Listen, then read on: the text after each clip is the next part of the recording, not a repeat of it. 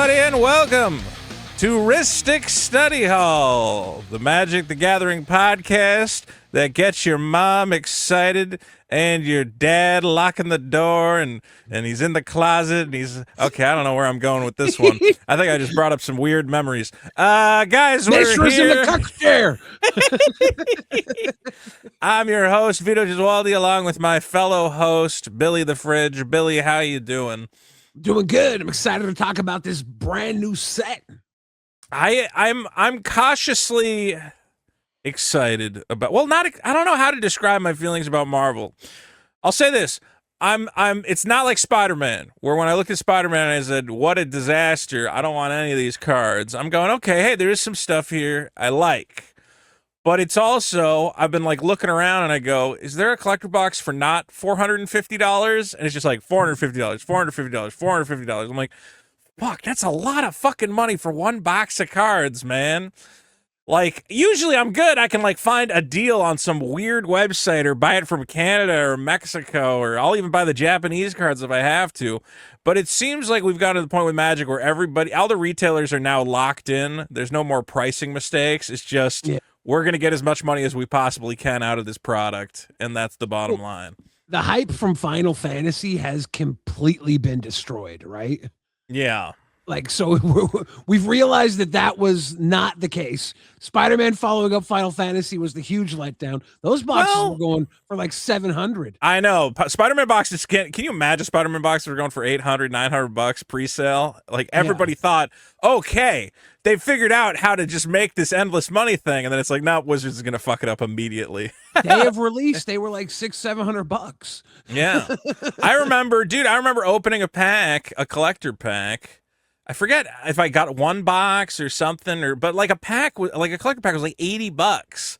I remember opening it and getting some dog shit Saga and going, dude, I just pulled $2 in value out of here. Why was this pack $80? Yeah. So, and they are rebounding a little bit. I've talked about how some of the Spider-Man cards I think are undervalued. I actually picked up more Opposition Agents, which are coming this week. Nice. But I think that... this set is obviously going to do better than Spider-Man. The big Marvel superhero set. It's got... Spider-Man was like a mistake on a number of levels. It was originally designed as a smaller set, like an Assassin's Creed. It was only supposed to have like a handful of things. And then at the last minute, Wizards made a very stupid decision and said... And I think it was based on the fact that the Assassin's Creed set didn't sell that well. So they said, oh, it's got to be a big, huge set. We got to design 1 million more cards. And then it just kind of left you with like a very shitty experience of a set. Whereas Marvel is actually designed from the ground up to be a full set. So there's not going to be as many last minute, oh, God, I don't know, we need a fucking hot dog and a bagel card and a cheering parents card because we just need to fill this set out with like whatever. Supportive Parents is a card in fucking the Spider-Man. It's like Supportive Parents. Cheering Crowd is one of the rares. Do you know how much it sucks? So many of those, dude. Bro, you open an $80 collector pack and you get an extended foil Cheering Crowd and you go, I want to blow my brains out. I would have accepted any dog shit Spider-Man character, Carnage, whatever, you know? But no, I got Cheering Crowd. Hopefully, though, it looks like, again, this set, well, why don't we just... I brought this up.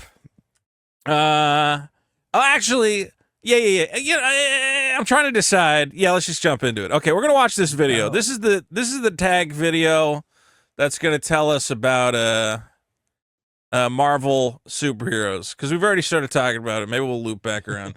All right. How do I make this like full screen or something? Theater mode. There you go. Okay. So here, the Magic the Gathering team is going to tell us why we're excited for Marvel Superheroes, the new Magic set, which I believe releases this month, right? Doesn't it come out in like... Oh, it's coming out... like next 2 weeks? Is like 2 weeks, yeah. Yeah. Pre-release will be 2 weeks. I guess I got to order a collector box, at least one, but I don't know if I'll get more than one. All right, let's see. Oh, yeah. We knew we had to do Mjolnir, so Equip Worthy was one of the very first things we did, but eventually we said, okay, Thor's got to pick it up, Captain America's got to pick it up. Wow, Mark's coming in with real big energy. What take is... Dude, what take is this? It's literally just Mark Rosewater. Before he gets his coffee, he's like this. He's on the toilet. He's talking like this. You don't think this is like take 5 where they're like, Mark, you got to really pick it up, man. He's like shot out of a fucking cannon. This is Mark. I've met him a few times. Holy and this shit. is how he talks about everything. I met him at VidCon one year. Yeah, he was just there with his daughter, and he was just like that at VidCon, running off the side of the street. Dude, he is shot out of it. Listen to this. We knew we had to do Mjolnir. We knew it. Worthy was one of the very first things we did, but eventually we said, okay, Thor's got to pick it up, Captain America's got to pick it up, I don't want Dr. Doom picking it up, and we figured out, okay, legendary, red and white, not villain. We put that on, and it stuck. It stuck all the way to print. I hope you guys find out who's worthy in your game. That's a really weird intro. The intro to the whole video is him explaining how they came up with who gets to equip fucking Thor's hammer. That's bizarre. Okay. No villains. No villains. Yeah, villains can't equip it. Only I want Thor to equip it. I want Captain America to equip it. I was going to complain about this keywording equip worthy. Just say equip 1 and then have another line of text that says villains, cannot equip this. Oh, this card can only be equipped by legendary non-villains that are red and or white. Okay, I think equip worthy says it all. What is that? It's not on any other cards, is it? Are they? Well, I guess they're gonna have multiple variants of Mjolnir. They may or may not. They have the Mjolnir that came out in Assassin's Creed, right? It's not equip worthy. That's true. So the regular Mjolnir doesn't say anything about equip worthy. All right, let's get into this. From Earth's mightiest heroes to the multiverse's greatest threats. Oh, BDG. Marvel Superheroes is Magic's biggest collaboration ever, creating unlimited stories across these two iconic worlds. Today, we're going to be taking a closer look at the design, power, and collectability that this set has in store. Oh, the collectability. It's I'm excited. all about teamwork. So for heroes, we love the idea of teamwork. I love that Brian David Gilbert's kind of got like a normal presenter voice. He goes, so it's all about teamwork. And then immediately cuts to Mark, so he didn't came up with teamwork, and teamwork's not fucking this fucking guy. They always hire a normie to run the show. Yeah, well, you need one, because apparently everybody who works at Wizards is nuts. They're all fervent, and they have to be, because they sit here and look at Magic all day long and stay excited about it, even when everybody else is hating on it. They love it. I think you could just have a guy who goes, well, when we wanted to design a Thor card, we decided, here's the thing. I mean, I think Mark really wants to be a Stan Lee type. We'll see if he gets there. Maybe as he becomes an old man, he'll become more and more adorable in the way Stan Lee did. The heroes work together. The idea of heroes teaming up, that's what Marvel Comics is all about. It's really easy when you're thinking about superheroes to kind of put Here's a regular the villains lady. and the heroes into two separate buckets. All right. But one of the things that's the shared identity between them is this idea of the power-up moment, the climax of their story. And so the idea is when you play the card, it kind of pops off and powers up later. Or if you are later in the game, you can actually reduce the casting cost of the power-up ability by the card's cost. And then all right, well, that's a good intro to it. Hey, maybe this video will just prompt us with some topics.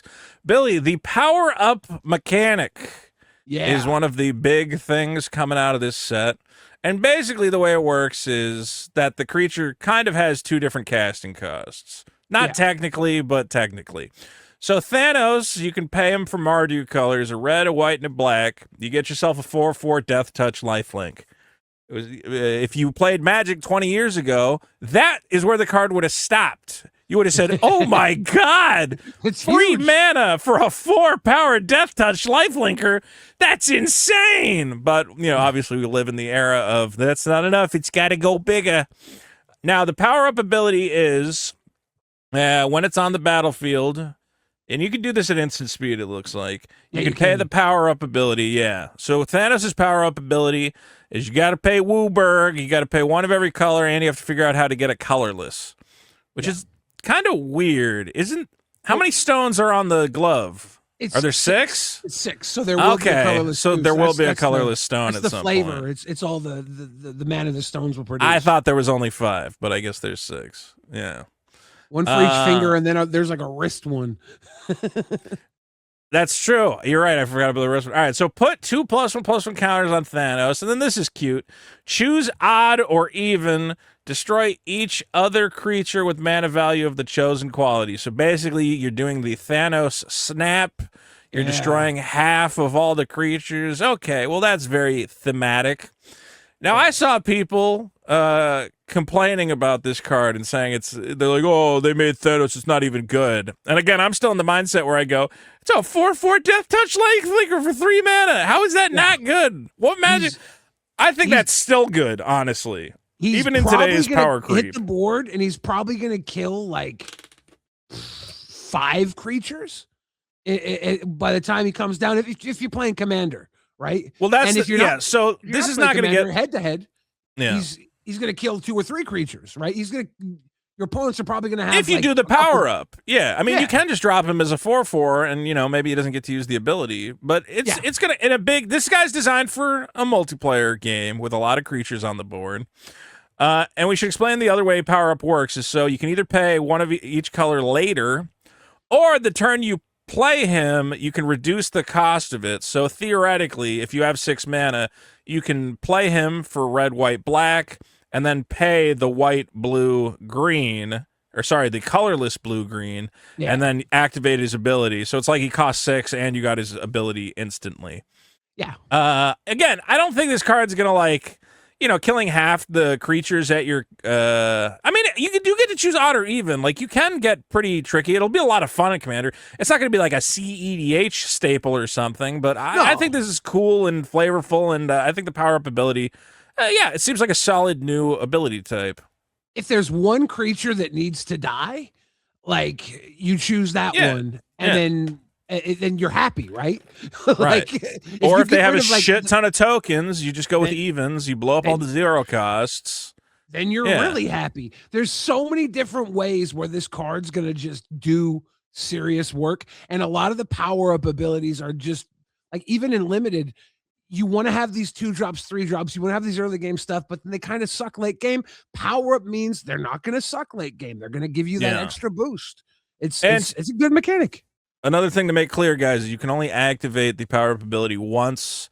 If you blink it, you can obviously use it again. I don't know why they didn't. I guess Exhaust works differently. It's kind of like Exhaust, which was from Ether Drift, where you can only use the abilities once. There's actually another. Let's look at a couple other power up creatures real quick. So in this video, you say the blink thing, right? The blink thing, you can do blink again. And what's the fucking the big stone? This set blinks everything. So what's the name of that stone? Oh, the Mind. The blink stone. The Mind Stone is a blink stone. Yeah, so it works perfectly with power up. If you want to reuse power up every turn, you get to blink one of your good power up creatures, and it's built into the stone. Like it's really good with a lot of the stuff in this set.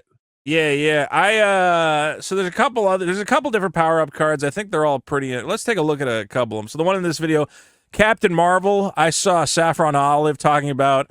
Again, power creep. Back in the day, if you had a 5-cost Flash Flying Lifelink 5/4, you'd be like, oh my god, that's Baneslayer Angel with Flash. That's insane. Yeah. This one is able to become indestructible if you pay 7.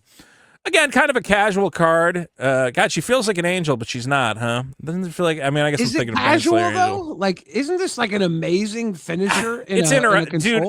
Yeah, I was gonna say, like when I saw Saffron Olive talking about this, I said, I don't know, there might be room for a 5/4 flash in at the end of turn. Then you have counterspell backup to protect it. Just a huge flying lifelinker with flash. I don't think we've ever seen that before. Yeah, something that again. A thing. Well, one of the things Control wants to do is, when you're a Control deck, you've taken a lot of early damage. Getting 5 life back, it can just completely end a game. Like the other guy goes, oh, I have no way to do more damage now. So I'd like to see where that goes. The one that shocked me until I read it more closely was Kang the Conqueror. Yeah. I think I sent you a DM where I went, oh my God. And then I went, oh, wait, never mind. I need to read A more. lot of people have made this mistake. I saw one person go, infinite turns? Yeah. Well, because I'm thinking about it in like the way Magic terms is. I'm like, well, if I blink it, I can do it again. And it's like, well, yeah, but it doesn't. Okay, so 2 blue for a 4/5 flyer. That's already a good body. Not bad. Yeah. And then his power-up ability, pay 8. So again, if you have 8 mana, you can get the body and get the ability. Put a +1/+1 counter on Kang. Take an extra turn During that turn, power-up abilities can't be activated. So in my head, I went, wait, if I have, Panharmonicon at the table and a turn, I blink him, I get an extra turn, and then I take another turn. And then I read, during that turn, power-up abilities can't be activated. I'm like, oh, okay, fine. Still, I think a time walk on a big old flying body, which you can't, even if you can't reuse it immediately, you can reuse it later after you take your 2 turns. Then you go around the table and you go, okay, I'm going to take another 2 turns by, blinking it and panharmonicking. This card is exciting to me. Yeah, I like it. Yeah, you can blink him, you can bounce him, you can do a lot with him. Like there's tons of ways to reset this power up, tons of ways to keep having extra turns. And like you said, it's a 4/5 flyer. It's a big fat body. Yeah. I'm excited about Kang. Well, taking extra turns in a commander is kind of frowned upon, but if I really want to be a dick, maybe I'll do it. Probably the card that I think has, I don't know, maybe I'm not paying. I don't follow commander discussions that closely, but I do see people kind of talking about the commander aspect of this. Is Nick Fury, Agent of S.H.I.E.L.D. Yeah, he's big. They're all excited because he's 5-color commander in the command zone for 1 white mana. Yes, we have never had a 1 mana 5-color commander. And you go, how can it be a 1 mana 5-color commander? It's like, well, because it's a white creature, but it has the color identity of all 5 colors. The interesting thing about that is turn 1, you play Nick Fury, Agent of S.H.I.E.L.D. That means you now have access to Fierce Guardianship, Deflecting SWAT, Deadly Rollick, the white one, and the green one that sucks and you're probably not playing. Yeah. Like, those free commander spells are all very powerful, and being able to have access to a counter spell and a redirect on turn 1 is like pretty fucking interesting. And exile a creature in the black one. Those all 3 are like silver bullets that you would love to have in a CEDH game. And even if it's not competitive, commander, like just this as the helm of your big heroes deck, it's kind of badass because his power-up ability, you can put your heroes down, the double-sided ones, you can put them down flipped, right? You can have, for 5 mana, you can look at the top 7 cards and say, oh, well, here's my Bruce Banner. Let's throw Hulk in. Let's have him flipped. Let's have him ready to attack. So a lot of the time, if you're playing Commander, I would imagine you're probably going to play this guy turn 1 as a 2/1. You can get his power-up ability, though, which is 1 of every color. Put 2+1+ counters on Nick, then look at the top 7 cards of your library. You may put any hero, equipment, or vehicle from among them onto the battlefield. If it's a double-faced card, you may transform it. Obviously, that's pretty valid in this format where there's a lot of these heroes that have 2 sides, and the first side is a dumb human, and the other side is a giant 6/6 trampler, or in the case of, like, the Hulk, what does the Hulk do? The Hulk gives you extra the Hulk's gigantic. Turns. Yeah, extra attacks. I mean, as long as he's dealt damage, you get an extra attack phase. He just rampages and keeps going. Yeah, if he was dealt damage during his attack, you get to attack again. I don't know why he's not on this. I thought he was. I'm finding World War Hulk. Where's Hulk? Bruce Banner is the front card. Bruce Banner. I probably got to search for Bruce. Yeah. Here's Brucey. But again, you can put the guy into play, ready to go. So yeah, here's the Hulk, big 6 mana, 8/8 Rage Trample, which is absolutely nuts. Whenever it's dealt damage. This card made a Caltrops spike. We talked about that for a hot second. Yeah. And I went, guys, there's other ways to do 1 damage. They're like, no, but every time he attacks, it does 1 damage. I guess that's a combo. I mean, yeah, if you're building a Hulk deck, obviously you're going to put Caltrops in it. Yeah. But I don't know. I don't think it deserved to become like a $12 card based on the fact that it makes Hulk good. I guess the point I was going to say about Nick Fury real quick is, yes, if you are planning on making a Nick Fury set, make sure you get a Fierce Guardianship, a Deadly Rollick, and a Deflecting SWAT. What were you going to say about my boy the Hulk here? Well, if you make him indestructible, he just keeps going, right? He just, like, the Caltrops. Yeah, that's true. There's no stopping him with Caltrops. It's just attack. So if you have Caltrops and you throw a Mithril plate on Hulk, then you just have an 8/8 Reach Trample endlessly attacking. Cast that Heroic Intervention. Every time he gets a +1/+1 counter, he just gets bigger and bigger. He's got Reach Trample. He becomes a finisher, right? He's done. You're pretty much done. What do the rules say? Oh no, but damage would stay on, guys. I was gonna say they can just keep blocking. I mean, I guess if they had a blocker that can't take damage, you could theoretically end up in a non-deterministic loop. I forget how that gets settled in the rules. If you have the caltrops, it's still doing that 1 damage, so it's putting a +1/+1 counter on him. He's got trample. You're right. So he's going to eventually get okay. He's got to get big enough at that point to. Well, now I'm going to think of another thing where what if I have a thing that makes all creatures lose trample until the end of turn, and then I'm right. You can just endlessly. It doesn't matter. Yeah, Hulk's cool. All right, what else do you want me to get excited about? So power up's cool. It's fine. It's good for limited, and I think it's going to be good for constructed. I think it's good. There's good commander cards with power up. I think it's going to be good. Actually, because Kang in a constructed matchup, a 4/5 flyer on turn 4 is fine. And if you get him on turn 8, you just get an extra turn and a 5/6 then because it gets a +1/+1 counter too. Like that. Yeah. Like it's just good for standard, I think. There's not a power up card that's like totally jumping out at me where I go, I think Kang's cool. I guess this guy has power up. So this one I was a little like, is this good? I think this might be good. Quicksilver Brash Blur. Have you seen this card? Yeah. Red for a 1/1. If it's in your opening hand, you begin the game with him on the battlefield. The problem is he's legendary, though. If he wasn't legendary, I'd be like, okay. Like, I can have, like, 2 Quicksilvers in my opening hand. Then I can set up some weird, I was thinking of, remember the Boros mechanic? Not Legion or Battalion, where it's like if you attack with 3 creatures, you get like weird bonuses and shit. Yeah. I'm like, oh, Battalion's coming back. I'm gonna have a 1/1 on the battlefield, baby. You want him in a deck where you're gonna probably be sacrificing him for effects, right? So like if you have that's true. 4, if you have 4, you get the 1 out for free. You swing in, do whatever you need, sacrifice him for I don't know, a diabolic intent or whatever. That's not in standard. Whatever. There's culling ritual. I don't know what you can sacrifice in standard. So maybe standard's not the place for him. But even in multiples, you let the guy burn out, die, and then you just use him again later for 1 red mana. You got another 1/1 haster. But that is a problem. All these creatures are legendary. So in standard, where you have like multiples of cards, 4 cards, you're going to run into situations where you're just like, how do I get rid of this guy so I can play the other one and use the other power up?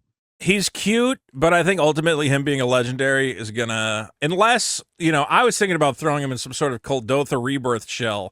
Just turn 1, I have a Quicksilver on the board, I pop a fucking Ornithopter and I turn it into 3 goblins. Next turn, I'm attacking with 4 guys, 5 guys. But it is like one of those things. What was that? I think it was Chancellor of the Dross. Do you remember that card? I think. Yeah, the 7-drop red, and then if you show them, you get a goblin. Turn 1. Yeah. I remember being like, oh man, I really want this to work, but like, Chancellor of the Forge was the red one. Yeah. Again, I'm always like, oh god, the idea of just starting with you may reveal this card from your opening hand. If you do, put a 1/1 goblin creature token with haste on the battlefield. So it's kind of the same thing. Like if it's in your opening hand, okay. So maybe a deck with 4 Chancellor of the Forge, 4 Quicksilver. So no matter what, you're going to start the game with like 3 or 4 red creatures. Maybe we're finally getting to critical mass where it might actually work. Blazing Shoal. Yeah. We got some 10-drop red spell to just. Isn't Blazing Shoal banned and everything though? I thought they unbanned it. Maybe did they unban? No, I don't think they unbanned Blazing Maybe I'm Shoal. thinking Commander.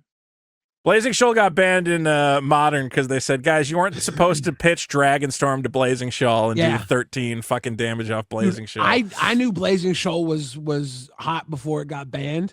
I was like, why is nobody using this? Then when it came out, I was like, I was like, told you so, and then it got banned. I was like, because that card sat for a while and nobody. Dude, I love when cards finally get played for like reasons that clearly were never intended. Another one that's a lot like that. I mean, Blazing Shoal, I guess, is getting played for its intended thing. I guess they just didn't expect to have like people to pitch Dragonstorm to it for some reason. Have you seen people playing Allosaurus Rider? Yeah, that got big. The reason this one works is because the 7-mana casting. Exactly. They sacrifice it for those effects, and then you can search like an 8. Like there's that. What's the 3-drop search? So you sacrifice a creature, Eldritch Evolution, I think. Yes, Eldritch Evolution of this, you get like a 9-drop out of it. You switch it, it goes right into play. So it's fucking hilarious. So you're like, hey, what if you get this stupid little elf, but you know, you can remove 2 green cards and get this little elf, and you go, well, it's got a 7 mana cost? Oh, I'm gonna turn that into something else. You get a big bad boy. I mean, we're a little off topic, but again, I would like to see Quicksilver. I would like to see if this guy makes Chancellor of the Dross. You know what? I'm going to pick up some Chancellor of the Dross or Chancellor of the Forge copies. I'm going to see if we can make. Who knows? Maybe we can finally have you just start the game with a bunch of dorks in play. Not a bad spec. I mean, maybe this is the card that puts it over the edge. Yeah, it's one of those things where like once it finally reaches critical mass, where it's like it almost works, but it needs a little more help, and it's like maybe Quicksilver can get it there. I guess I just wish his second ability put a +1/+1 and a double strike counter on him. That's I wish he was doing a little something else. Well, you know, I mean, if you pick him up late game, you'd rather have a 2/2 double strike than a 1/1. You know, I want this to be an Anthem effect. I want this to say all creatures get +1/+0 and haste. And haste. Yes. Oh my god, dude! If that was on here instead of this random double strike, I would be so happy. I'd be like, I'm definitely trying to make something with this card. All right, let's see what else we got from BDG. What's going on here, Marvel? Power-up ability by the card's cost, and then cast it. And speaking of heroes and villains, those subtypes are back with even more support and more cards built around those types. I'm glad they bring that up. What do you think about heroes and villains as tribes? It feels wrong to me. I'm not mad at it. I think that it does tie, because like what else ties these guys together, right? Like there's just something weird. Okay, so I was trying to puzzle out in my head. Here's what I thought is I'm like, okay, the idea of elves getting a benefit from elves is in my head I go, well, there's some sort of thing about like elf culture or elf power that it's like you see another elf or something, and it's like you're kind of channeling, you know, your energy around. Yeah. But hero and villain is just like a random title applied in the world where you go, yeah, that guy's a hero, that guy's a villain. But when they team up, you get the epic Avengers, or you get the Sinister Six. When they collaborate, it gets way more powerful, right? Here's a question I have though: is as I understand it, like heroes and villains is what we reading the comics assign to those guys. We go, oh, those are the heroes, those are the villains. I don't think the villains think of themselves as villains necessarily. They're like, no, I'm the hero. I'm a good guy. Well, I'm trying to make Latveria the best possible country it can be. Yeah, but we definitely assign them villain, and the heroes do get called heroes in the comics, right? The heroes, yes. I don't think the villains are ever like, well, we're villains. We're all gonna get together and do villains. Like, yeah, maybe comically in like the fucking Batman Super Friends do. card. What was the okay when fucking in Super Friends they had the Legion of Doom. Okay, obviously, and I guess a guy who calls himself Dr. Doom might know he's kind of a piece of shit. Wasn't Doom his birth name? Well, that's true. That's true. That's like his name, so it's not even a fucking thing. I guess it's weird when I go, yes, obviously warriors could get warrior abilities because they've trained as warriors, whereas villain, I go, is just kind of like a societal label. That would be like all bankers get +5/+5. And you go, well, banker's not like a discipline. I don't know, man. Maybe I'm being stupid. Have you ever put a group of shitty people together? It's even shittier. There's just something weird that rubs me the wrong way about it. I don't know why. And I guess it's equally stupid to be like, all monks get... No, because I would argue like monks have trained... Okay, so like all archers get this ability. Like Hawkeye's an archer. I would go, yeah, that makes sense. Like archers have trained in a very specific way. Each hero is very different in what they do and what their powers are. So like, why would all heroes get a buff from Agent Phil Coulson? They're all working for the greater good. Yeah, that's it. Just it's just because they're like, you know, when a hero's there, it's gonna be better, right? And when a villain's there, it's gonna be worse because like, oh, they're gonna do some vile shit. So I worked on a card game called Epic Card Game, and I probably should have fought harder for a different name for that game. But Epic Card Game, as we were working on it, there's 4 factions, and it's like nature, Fuck, what's the red faction? Magic, I think. Nature, magic. And then the other two factions were good and evil. And I said, well, why don't we make it like light and shadow or something? Because, like, are you saying all the nature creatures are neither good nor evil? Like, good and evil are like things that any creature could have of any. You know, magic doesn't say the black one is the evil fucking, you know, tribe. It's really weird to have a tribe of like evil guys. And I was like, we should call it light and shadow. And then another guy worked, the Asian guy who worked there with me, said, yeah, I think that's a good idea. And then the other two guys were like, no, it's good and evil. And I'm like, all right. And that's, I think the same with hero and villain is that I go, I don't know. There's like no complexity there. I don't like there being no complexity. There's like, these are the bad guys, you know? I think fundamentally, like you're right, but I think depth is lost on the general masses. Yeah. So good and evil is just like base level, like Snyderverse, good and evil. They love that stuff. I mean, I guess they want it to be like, I was gonna say like put a plus a counter on each Avenger you control, but then each Avenger would have to have like a fucking keyword that's like Avenger or something. I don't know. There's just something about it that I find very weird. It's an overarching group that is going to matter because we're probably going to go back to Marvel 4 more times. Yeah. You know, if we're doing a stone in every Marvel set. So having the heroes and villains built into the Spider-Man set, built into this set, and then built into the others over the course of these 6 sets, it's just, it ties these cards together in a way that is. But are the heroes always going to be fucking white? I mean, I guess they're all colors. I don't know. The heroes are all colors. We have heroes that are also villains. Heroes on all sides. We have heroes that are also villains, like Eddie Brock in the Spider-Man set was a hero villain. I think the White Widow is a hero villain in this set. There's a couple others. Well, that's all goofy. This is all too goofy. I don't like. I don't. Again, I'm going, hey, it would have been cool if Hawkeye was an archer lord, okay, and he gave all archers plus. I like seeing support for, like, the weird tribes. I actually recently bought a card, and somebody mentioned, I forget who it was like a witch of something or whatever. He goes, that's one of the few hags. And I went, hag's a creature type? And then I looked it up, and there's only, like, 10 hags. I'm like, oh, that's awesome. So I like seeing support, you know, for a little thing. But now it feels like the whole thing is, like, it's all heroes and all villains. It all feels super samey because they need that tribal shit to work out, you know? Yeah. All right, here, let's see some of these. Oh, my God. Let's see some of these hero and villain cards real quick. One of the things we decided very early on was heroes and villains. We knew we wanted to make creature types, and we knew we wanted to pay that off. And so Marvel Superheroes said, okay. Can someone just tell Mark, like, hey, man, just slow down by, like, 10%? He can't. Like, Jesus Lord. He's hyped before the coffee. So here we have Madam Hydra. Whenever you cast a villain, make a 2/1 black villain with again, it just feels like, I don't know. We're going to make sure there's things heroes do, and there's some things that villains do. All right, what's the difference All supervillains need a diabolical plot. So the set introduces a new enchantment subtype. Plans, rewarding advanced strategy. Now, I couldn't find a lot of examples of plans. Are these like at uncommon, I assume? They are uncommon level, and they're kind of dope. Okay, I really like the plans. There's a red plan. There's a green one.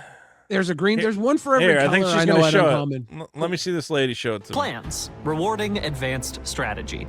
When we think about like master evil villains, we think about their master plans. You think about them sitting and monologuing for 10 minutes, and I really feel like this is like the magic card equivalent. I saw that one. Yeah, you got people battling on the battlefield, and then you also have this plan that's just kind of sitting out there. I thought she was going to show me the green one. You're saying there's a green one? Yeah, there's a green one, red one, blue one, black one, and white one at uncommon. Let me try to look up the plans here. So plans are what? Read this card to me. I'm looking up the other one. So the Doom Reigns Supreme is a 1 colorless, 1 black enchantment plan. And whenever a villain you control enters, each opponent loses 1 life and you gain 1 life. You put a plan counter on this enchantment. When the 5th plan counter is put on this enchantment, sacrifice it. When you do, target opponent exiles the top 5 cards of their library. You may cast up to 2 spells from among the exiled cards without paying their mana cost. This is just quests. It's exactly it's quests. Fucking quests with a different fucking name. What the fuck? It's exactly quests. Did quests have subtypes quest, or were they just I think they might have. Let me see. Quest for the MTG. No, it was. They were just enchantments. They did not have a subtype. Yeah, so these are quests that you could categorize. Great. All right. So we took an existing mechanic, quests, and we're recalling it plans. Enchantment plan, 1 and a green. Whenever a land you control enters, put a +1/+1 counter on target creature you control and a plan counter on this enchantment. Okay. I always like to get a +1/+1. When the go in the Chocobo Tifa decks that are popular right now, or is it too slow? It's way too slow because they already have a what is it, Shoe Puff or whatever. There's already a Ride the Shoe Puff. Already had this from the same set. Ride the Shoe Puff. Whenever a land comes into play, put a +1/+1, and then it became a 7/7. I always find the problem with this is so you play it on turn 2, which means you're not going to play a land that turn, so nobody's getting a counter. Turn 3, you got 1 counter on a guy. Turn 4, you got 2 counters. So, it takes 2 turns to get 2 +1/+1 counters. So the second ability really needs to kick a little ass. This will probably see some help because, again, just having a plan on the table buffs your villains in some weird way. When the 4th plan's put on it. But wait, if you sack it when you do put a +1, I thought you don't want to sack the plan because it's a lot of guys say if you have a plan in play, something good happens. Well, yeah, the plan gets sacrificed for its final ability. Oh, they all sacrifice themselves. Yeah. Here's Death to our enemies, 2 and a red. Whenever you cast a non-creature, create a tapped treasure. See, this one's good because I can trigger more times. Like Landfall is typically 1 per turn, but I could cast a bunch of draw spells. And actually, I need this for my treasure deck. Whenever the 4th plan counter is put on this... Well, no, but I don't want it to go away. Then I'm only going to get 4 fucking treasures out of it. Sack it, deal 7 damage divided. I guess that's all right. You could also do a bunch of instants and get extra treasures at once if you do them on top of each other. If you use the treasures you had from before. But when you sacrifice it, it deals 7 damage divided as you choose amongst 2 targets. So if you're in a red burn deck and you're just casting bolts and shit... And then this is 7 extra damage at the end of those bolts. I mean, you're right. Actually, you get treasures. I could see burn 2 in a red to do 7 damage off 1 card. I could see burn decks, maybe in standard making use of this. And all people do not seem to be running a lot of enchantment destruction. All these treasures, I think they might go into the. There's that colorless spell from Strixhaven. It's 6 mana, and it's got the Converge or something. Converge, yeah. It deals X damage equal to the colors you go to spend on it. You gain X life, and you draw X cards. If you do Death to our enemies, drop a couple of burn spells at their face, then you get all these treasures that are different colors to pop together as one off. It might do something. I don't know, but these treasures have a lot more value. It's a lot of hoops to jump through, man. A lot of fucking hoops here. Well, you're making treasures. The only card I've seen that references, I guess a couple villains. So you have Masters of Evil to go discard and find a plan card. I was going to say when I first read Doctor Doom, I was underwhelmed, and then I kind of revisited it, and I said, well, maybe it's not as bad as I thought. 4 black for a 3/3. When it enters, create 2 3/3 colorless robots. So this is 9 power for 6 mana. This is very comparable to Grave Titan, which was a 6 mana 6/6. Came down with 2 2/2s. I would say maybe this is better than Grave Titan because as long as you control an artifact creature or a plan. I actually, when I read this card, I was like, get rid of this or a plan shit. It's already like, it's already flavorful that if he has a Doombot, he's indestructible.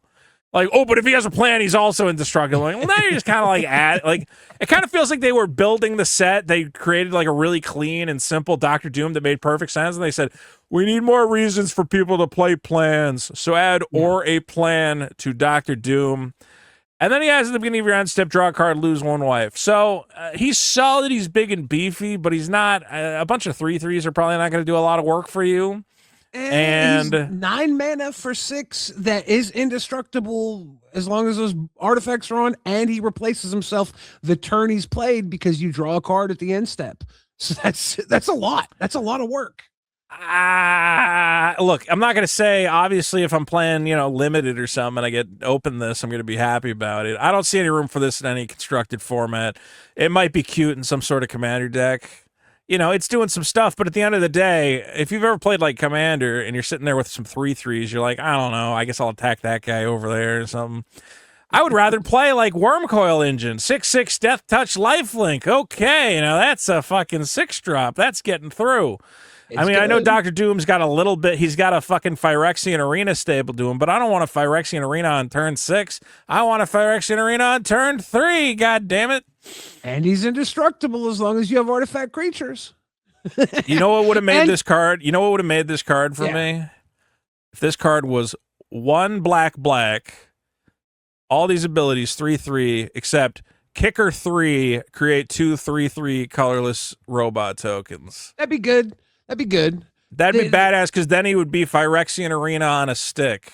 Yeah, which I would absolutely want to play. Phyrexian Arena, you have to wait an entire turn cycle to draw that card. You just go till end of turn now to draw the card. Yeah, but it's not a creature. You could theoretically kill the creature, but how are you going to kill Doom if you're playing Commander and everyone's got a Soul Ring or something else? I would have an indestructible 3/3 Phyrexian. Now that's a fucking card. What? Oh, this is why I should be working. At least this should be a 3-drop 3/3 Phyrexian Arena. 6 mana to get a Phyrexian Arena and a couple fucking robots. I don't care. I think this is gonna be pretty fucking good. No, this is trash. He comes down after your hand's about empty because you've been doing Doom shit. You've been a prick the entire game, and you drop him down, and the board is huge, and you're drawing cards off of him. I don't know. I think this set. Look, I'm saying every set needs that card that is clearly just busted. I mean, you do have the Mind Stone. Everybody's gonna want a Mind Stone. Yeah. There's no reason not to get it. But Doom to me, I just go, I don't know. It's a 6-drop in black. I mean, I'd rather drop any other number. I'd rather drop a Shieldred fucking on turn 4. This is the thing with cards. What am I getting out of this? I'm getting a couple fucking robots and a 3/3. Who cares? When everybody talks shit about a creature card, they say dies to removal, right? And the point is, you play the card, they remove it, you get nothing. This is literally the opposite of dies to removal. You get, but it's not big enough to do anything on the board. It can't attack past anything. It's turn 6. They got fucking huge shit on the other side of the board. I'm not doing anything with a fucking 3/3. Do they have huge shit because you've been removing it the entire time with your black removal spells? There's tons of black. Surviving a board wipe is actually maybe the best thing Doom has going for him. Well, he survives the board wipe, but if you are bringing the board wipes and then Doom replenishes everything, I don't know. I just realized I thought he was indestructible if you had any artifact. It has to be an artifact creature. Yeah. Or a plan. If there's a plan in play, you can't touch this fucker. He's too good. I'm telling you, there's going to be Doom plans deck. Oh, my God. All right, well, let's see a Doom's plan real quick. Whenever a villain you control enters, each opponent loses 1 life. You gain 1 life. Put a plan counter on it.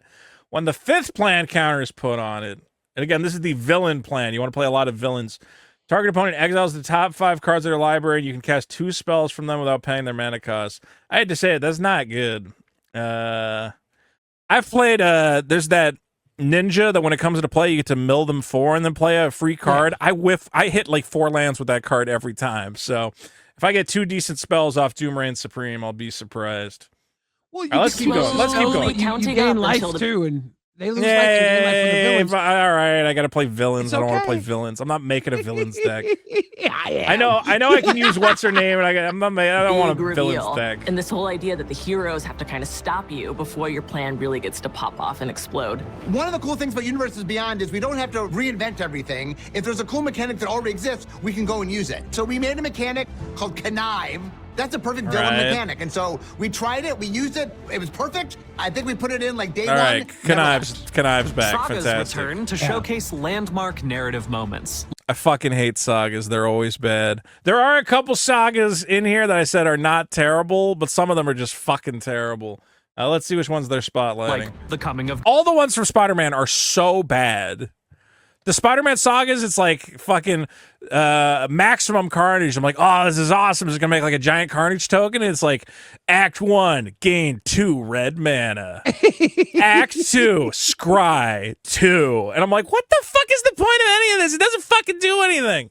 Let's see. Are these ones? Okay, Galactus' saga was the one where I went, well, that one's fucking broken. Why are all the sagas not like this? Well, is it broken? It's cool, but you're destroying one non-land permanent for 5 mana, right?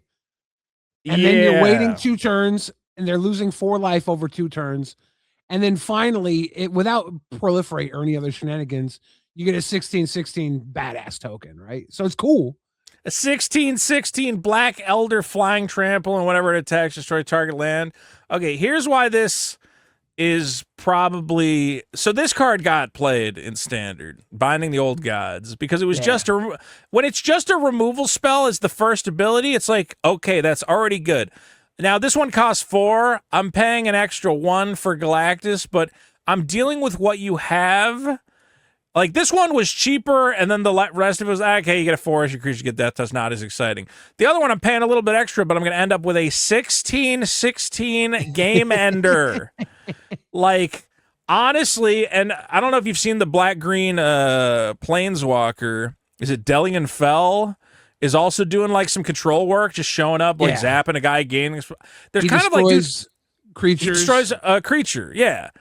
I think you could have like a little black-green control shell of just like gaining life, sniping any creature who's going to be a problem, and then eventually Galactus hopefully comes down and does some work. I don't know. This was the one I was excited about. Black-green in the set has a side ability where if you have 2 creatures in your graveyard, your creatures get bonuses and stuff. Ooh, well, that's cool. Yeah, it'll be a fun. Maybe I can find that one. All right, here's one that sucks. Origin of the Avengers. I said, what in the fuck are you doing? Why do you guys do this? How is this a fucking rare? This card is an uncommon. This is absolutely an uncommon, Billy. 1 and a white, scry 2. Oh, don't spoil me, Wizards. Don't spoil me letting me scry 2 for 2 mana. Especially all the Surveil we had in the Secrets of Strixhaven. Surveil is so much better than scry. Infinitely better than scry. Infinitely better. But don't worry, because that's just the first turn. Next, and this doesn't even make scry 2, so you're going to scry into your good hero, and then you may put a hero creature with mana value 3 or less from your hand onto the battlefield. Oh my God, Billy, I'm going to get to play a creature for for free. And then if I don't, I get to draw 1 card. Oh boy. You play it for 1 less mana. So turn 3, you play 2 3-drop creatures. Oh, my heroes are coming out big. Here come the heroes. And then my absolute favorite thing is put a +1/+1 counter on each creature you control that I don't get to control the timing of. So by the time it hits, they've already killed my guys, and maybe I want it next turn, or maybe I'd rather play some guys before it goes off, but I have no fucking control over it because it's a fucking saga. Maybe if this said, until end of turn, you may pay 0, you get a one-time boon to put a +1. I don't know, but dude, they don't know how to design these cards. They have to understand that the fact that you can't control the timing of... When you play a card, you control the timing. You go, this is exactly when I want to put a hero creature card into play. Okay, so I'm going to play that and get that ability. With a saga, it's just like, oh, I don't have a hero card to put into play. Oh, I don't have anything in play to take advantage of this. It's like totally swingy, and your opponent just goes, I wrath, and you go, oh, well, I'm glad I scried 2 and draw a card across 3 fucking turns. Here's the counter to that, though, right? You have a deck, and you have a bunch of, like, 3-drop beefy beaters, and you scry 2 to make sure you're going to draw into your second one because you need to. Turn 3, you play the 1 for free, the other 3 for Billy, free. what is this? What is this game? What is this game? Do you want me to go, what if you have 100 creatures in play? Then putting a +1/+1 on all of them would be good. Yeah, no shit.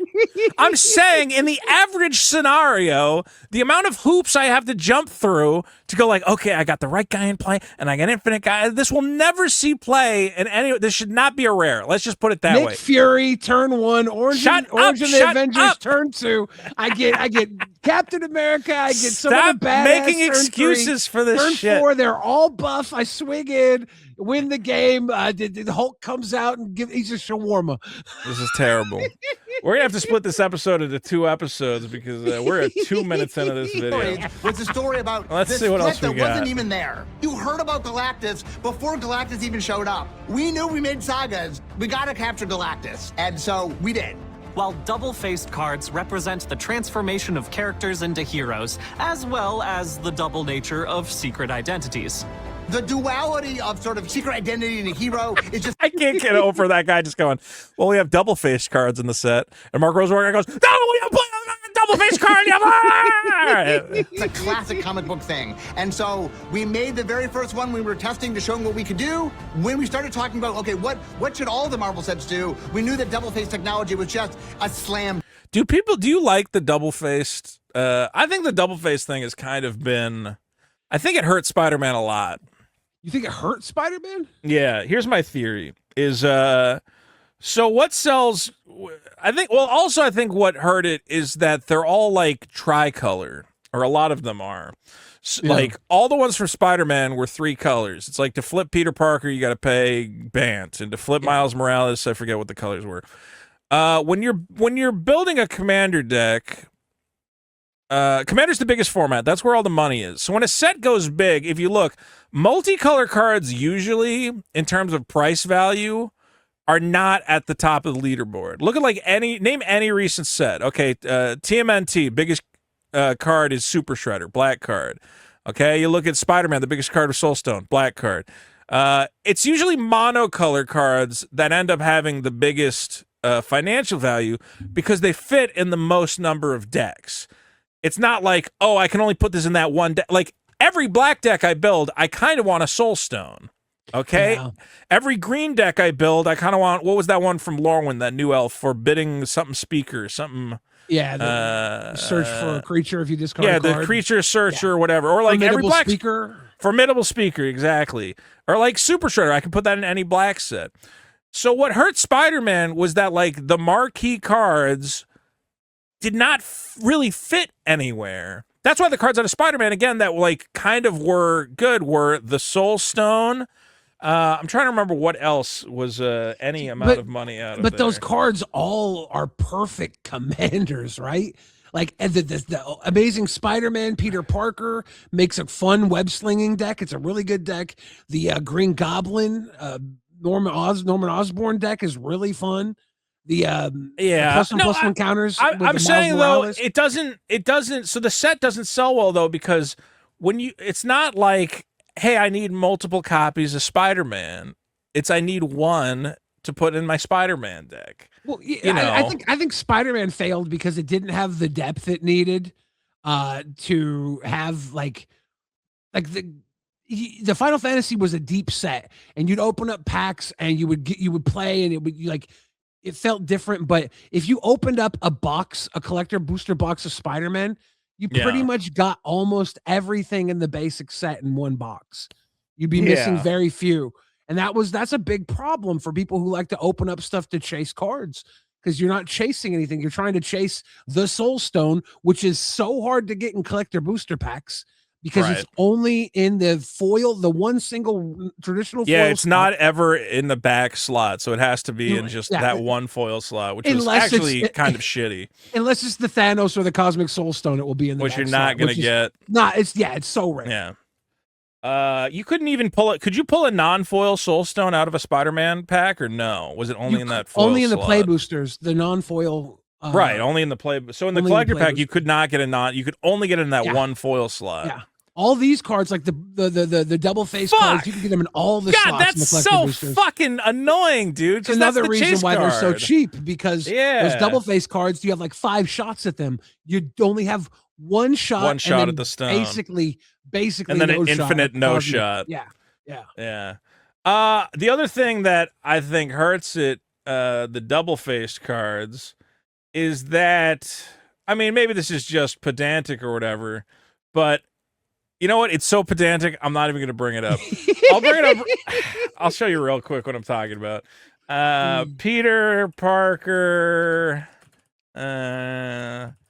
Okay, so one thing the Wizards needs to do, if they really want to be Pokemon or any of these like hugely collectible things, is you do have to acknowledge that there's certain people who want to lock things inside a piece of plastic, right? Like the graded cards.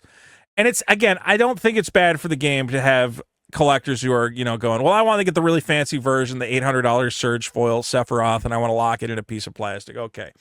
The problem that you have with the transform cards is that when you lock them up, this is what you're looking at, is a goofy fucking shot of Peter Parker. And the cool fucking art is on the back of the card. I do think that's kind of wonky. Like, I have the Venom version of this, and I love it. Right.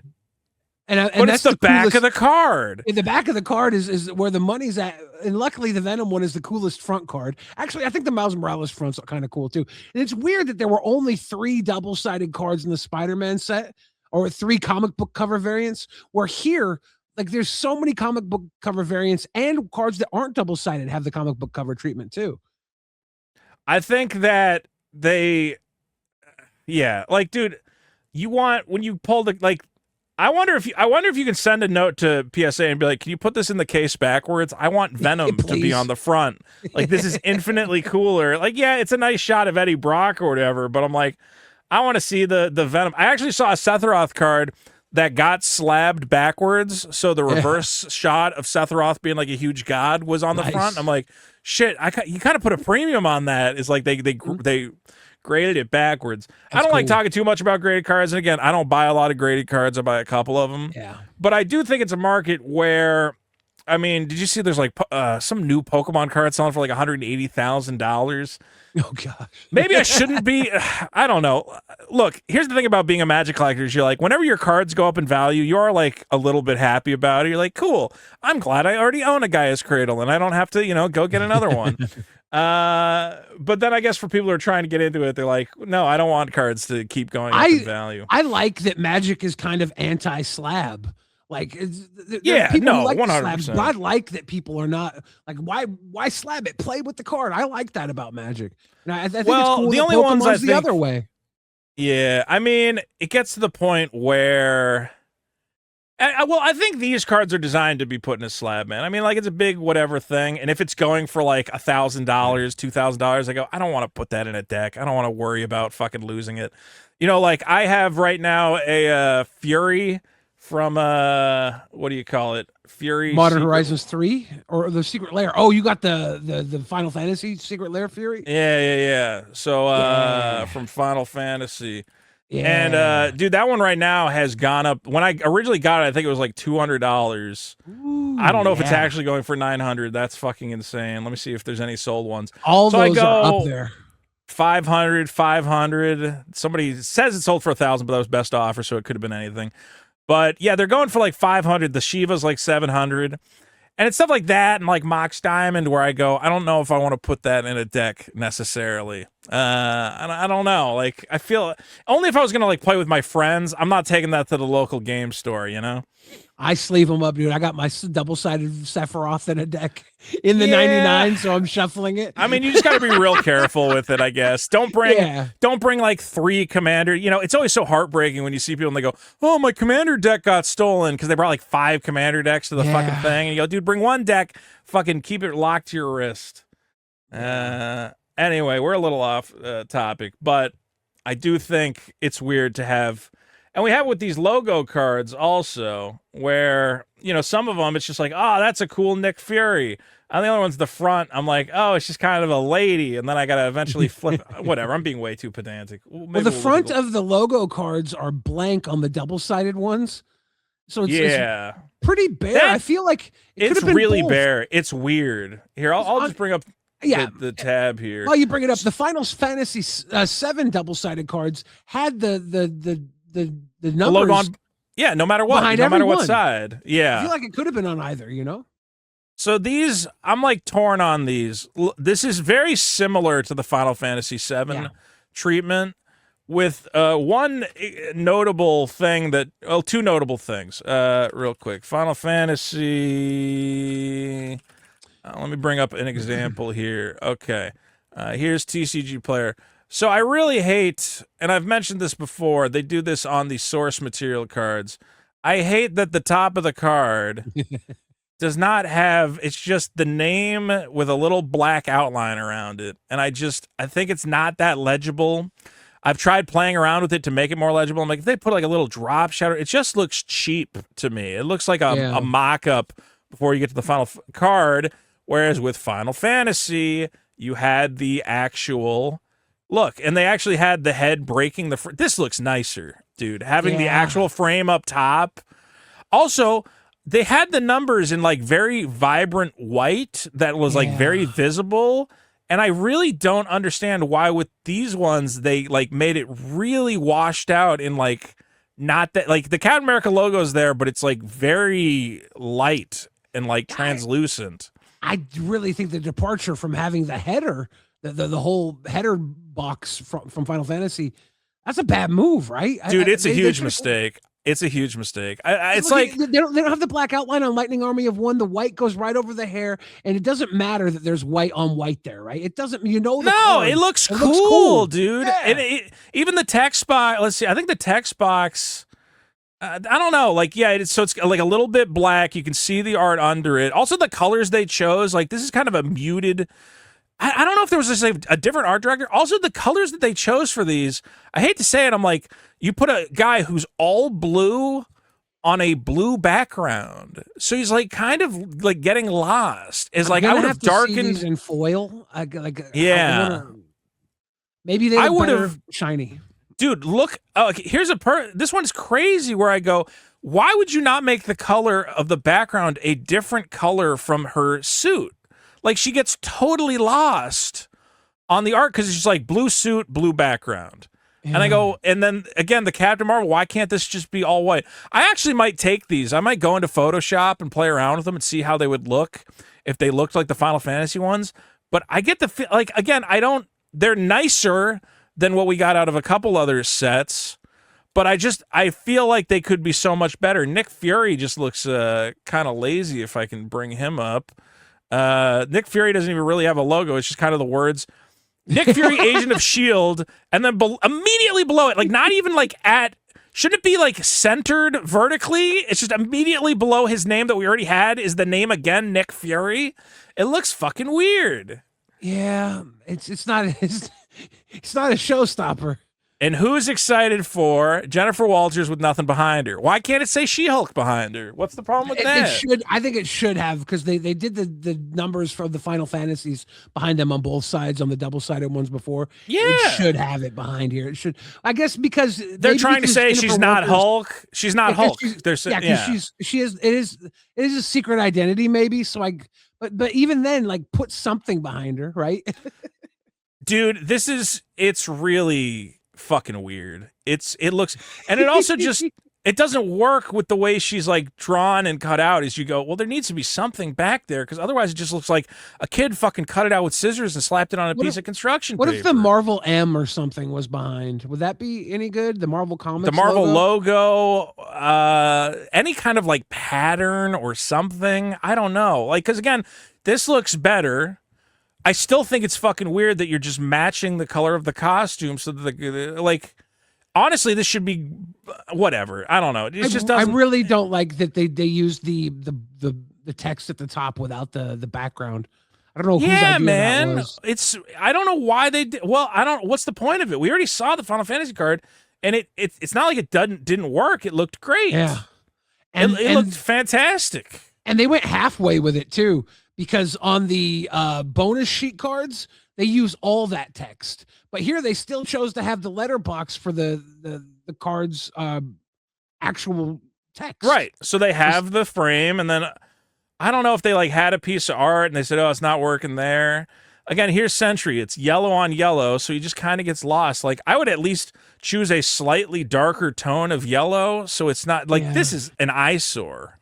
Honestly, at least they kept the suit that color for everything. It was a choice, right? They made the choice. They made the choice to have all the cards just like bleed into each other. It's a really fucking weird choice. Is the Sentry a minion? Is he? No, he's a human hero. Human hero. He's not going to ask for a banana. He's not going to go help Gru out. What's going on here? He creates a horror villain. He's a hero who creates a villain. It's very exciting stuff. So yeah, those I find very, very baffling. Is that, I mean, again, I think I like them on some level, because I think that is what Wizards needs to do, is they should have more cards like those Final Fantasy cards, which are big. And again, Spider-Man didn't really have that. When you had Gwen Stacy, and it's like her like drinking a soda outside of Bodega's, the front of the card, I go, dude, just have Gwen Stacy looking cool and then flip it around and it's her in like a heroic fucking pose or whatever. I don't need to see her hanging out drinking a soda or something. She had 2 different art cards, right? She had the original and she then had a couple. she had variants. Yeah, that was weird. I don't know why there's 3 different Gwen Stacys. But she didn't have the comic book cover. Like they gave her an extra one because they didn't give her a comic book cover. Did Norman Osborn have that many variants?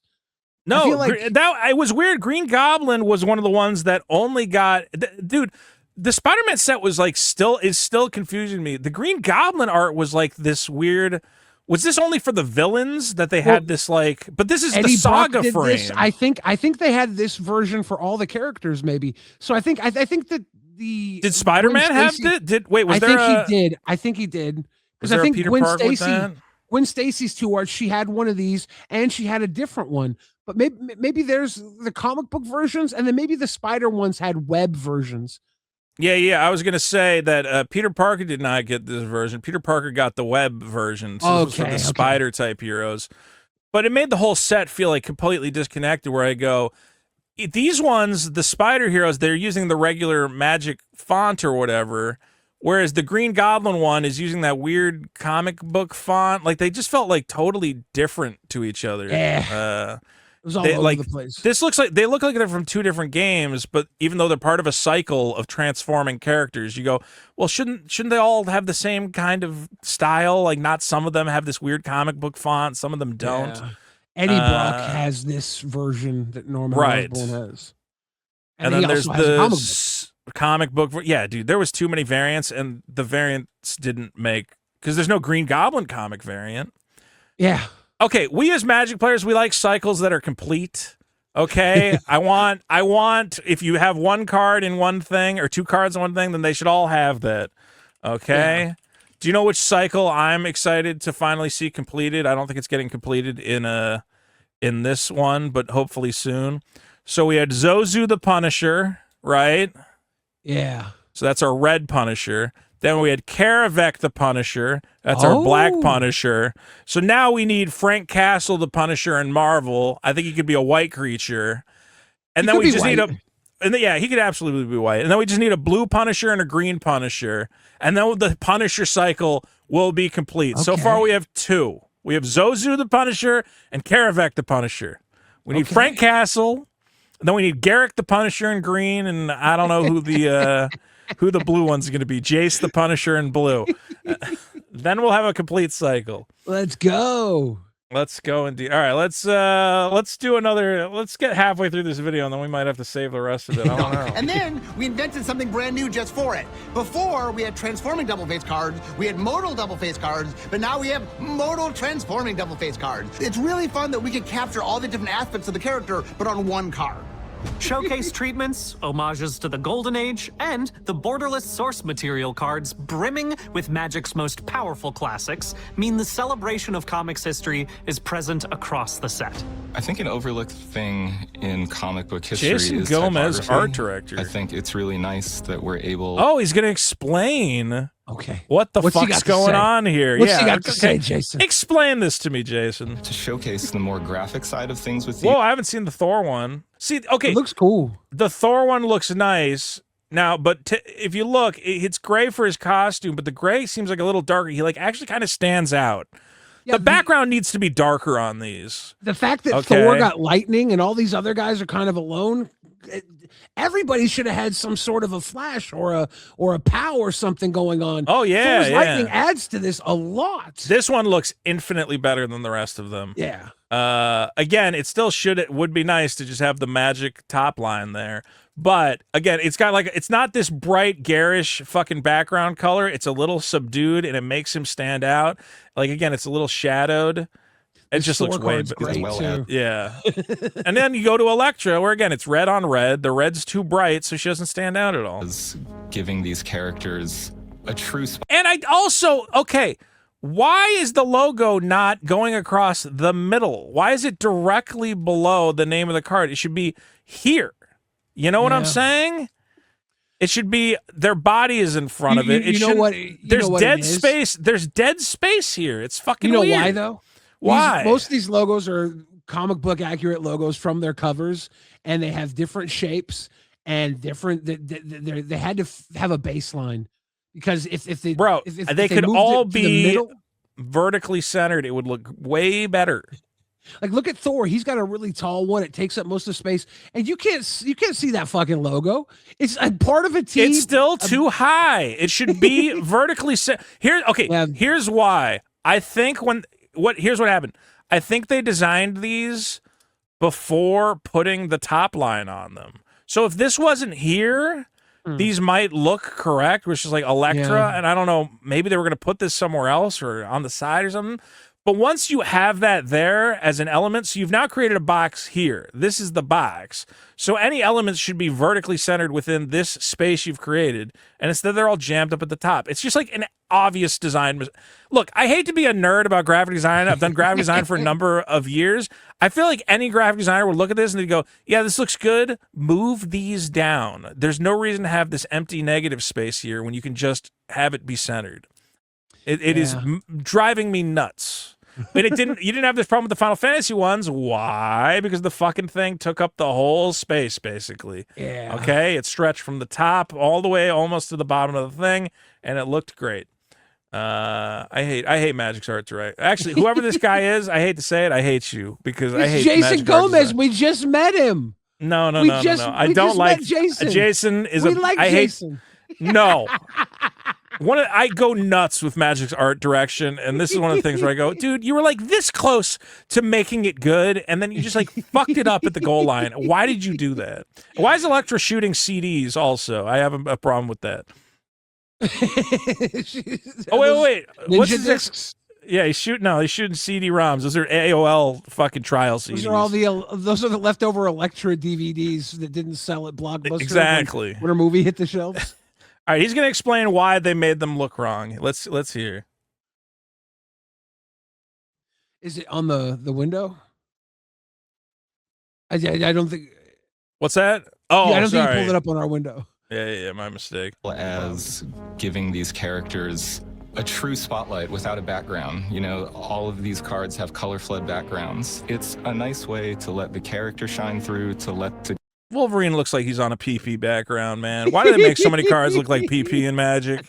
They got piss fetish over here. Can we fucking have one guy whose job it is to look at the Magic cards and go, this one looks like PP. Go make it not look like PP. It looks like Wolverine is swimming in urine right now. That's what I see.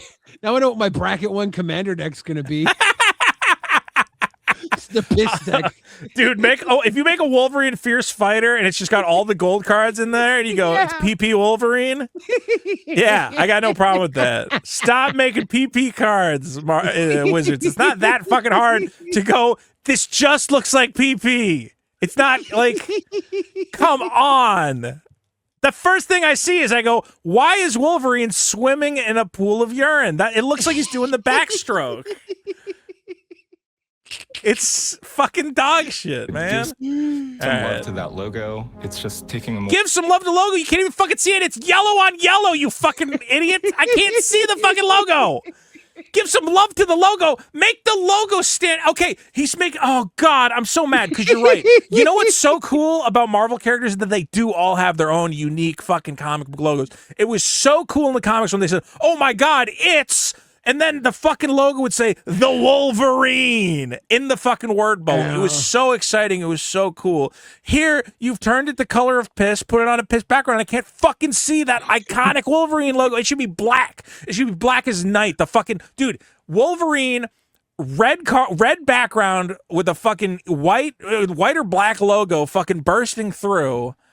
I mean, come on. You're killing me, dude. You're killing me. More wide view of the world of comics and applying them to Magic cards. And we're not stopping at logos. Full comic cover treatments are back. Classic covers. These look better. I feel like these. I like these. I mean, I just like them. They did a good job. I like them. These. And these are the ones that aren't double-sided, so when you get it slabbed, you're going to have this on the front. Yeah. You know what? I think that's the ultimate point I wanted to make about the double-sided ones is both sides should have been a comic book cover. having doofy Peter Parker with like the regular text box, and then you flip it over and you get a cool cover. It's like, why not just do 2 covers? Then I would be like, okay, both sides have an awesome comic cover. Instead, one side of the card sucks, and the other side of the card is actually cool. So yeah, these I like because you'll just play it right out. You don't got to wait to get to the good stuff. For me is Universes Beyond delivering on the promise of Universes Beyond, and maybe the best. That looks great. Look at how great that logo looks when you can actually fucking see it. It was an embarrassment of riches. There were so many cool comic visuals. This one sucks. This one, here's another thing that they're doing wrong is people who don't actually work on comics will just like grab a fucking font off the shelf and they'll be like, well, that's like a comic book font, right? And you're like, I don't know. It's like, it looks a little cheesy. It looks like what a graphic designer thinks a comic book font would look like. Should have went to like I want this card. I think, yeah, it's cool. Again, everything about this card is cool except for the stuff inside the purple boxes. I think looks like shit. This is something, dude. Honestly, hire a letterer. Should have just hired like an actual comic letterer to. Could have hand lettered it or something. Visuals we could do. We actually had to stop ourselves because we only get to make so many. Yeah, see, Tony Stark, I'm gonna hate because Tony Stark. I have to start off with Tony Stark. Let me see what's the front of Tony Stark look like. This one's it's a little better than the Spider-Man one because the Spider-Man one was full. The Spider-Man one was full art, but like the art was like all yellow or something because it was from like the first Spider-Man. Yeah, it sucked. This is like okay, at least it's like kind of looks like a card. Coloring's a little weird. But this is great. The borderless source material cards combine classic Magic cards with thematic art and covers from across the spectrum of. It also combines them with terrible graphic design. Okay, continue. Characters and scenes. Dude, did you see my post about how they could fix the Universes Beyond cards? I did. I saw you just chunked them up a little bit, gave them a little. Do you disagree with me? Do you disagree with me on this? I think you're nitpicking. I don't disagree, but I think that you're. I don't think that's the hill I would die on, but you are not wrong. I'm gonna die on this hill. I'm gonna see. Look, okay. So here's the thing about the source material cards. I'm trying to see if I can pull open this thing. Oh no, I posted it twice. Where did I post it again? Okay, here we go. All right. So this is the source material cards. Now, the source material cards, from what I've experienced, again, I'm being a nitpicky graphic designer, when the card artwork is dark, it works fine. Let me see if I can find an example the opposition of agent that. The opposition agent is perfect. It looks great. Okay? There's a couple other ones that we looked at that just look good. I'm going to see if I can find a... Okay, here's one that works. I don't love the card that they chose here, but... This is a dark card, so this huge black stroke fades into the background perfectly, okay? Yeah. So it actually kind of looks like a cohesive thing that kind of belongs. Wow, I hate all of these. I was trying to find ones I like, and most of them, again, are bright, colorful comic book artwork. So, okay, this one kind of works. This Monstrous Rage is tripping me out.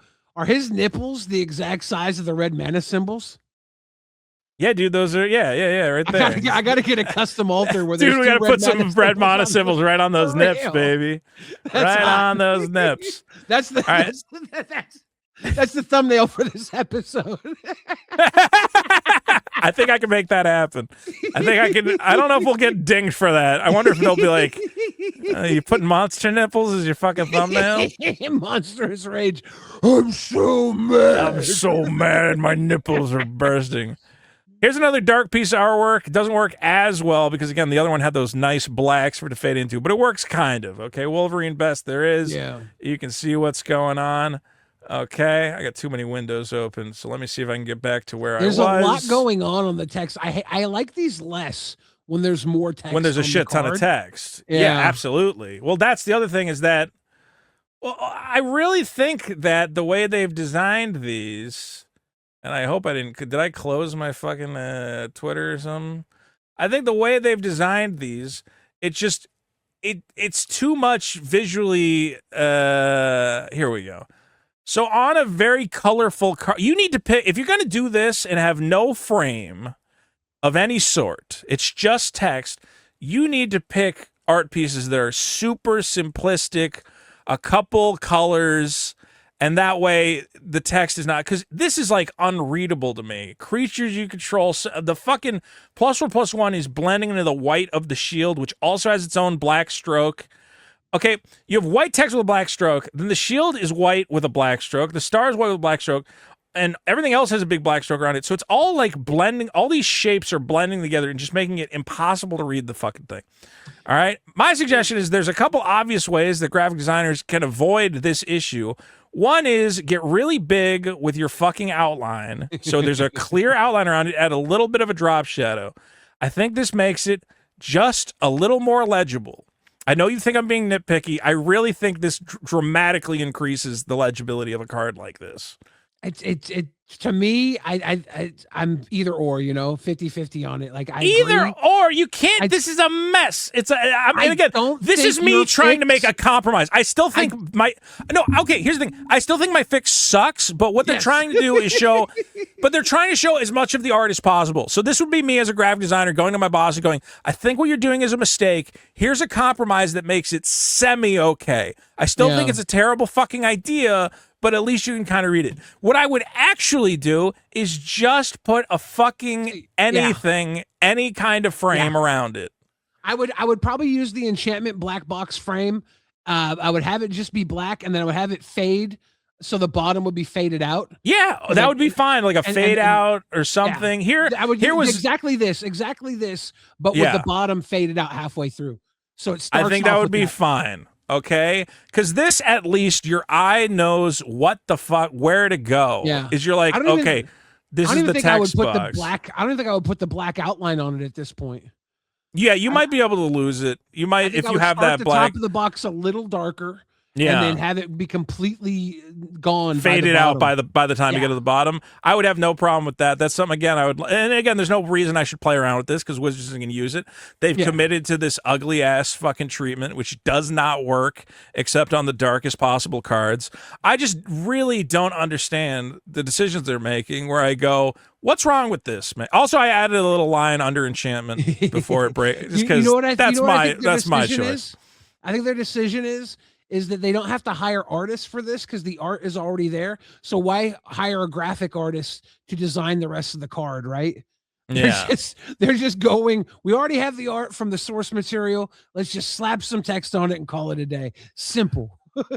This also brings up a second problem I have with this set, but I guess I'll just say it right now so I'm looking through the set and I'm going, where's the card that Jim Lee drew? Where's the card that you went and you said, hey, Todd McFarlane, we want you to do one card for the Marvel set? All these and they got a couple comic artists to do some of those logo cards, like more recent ones.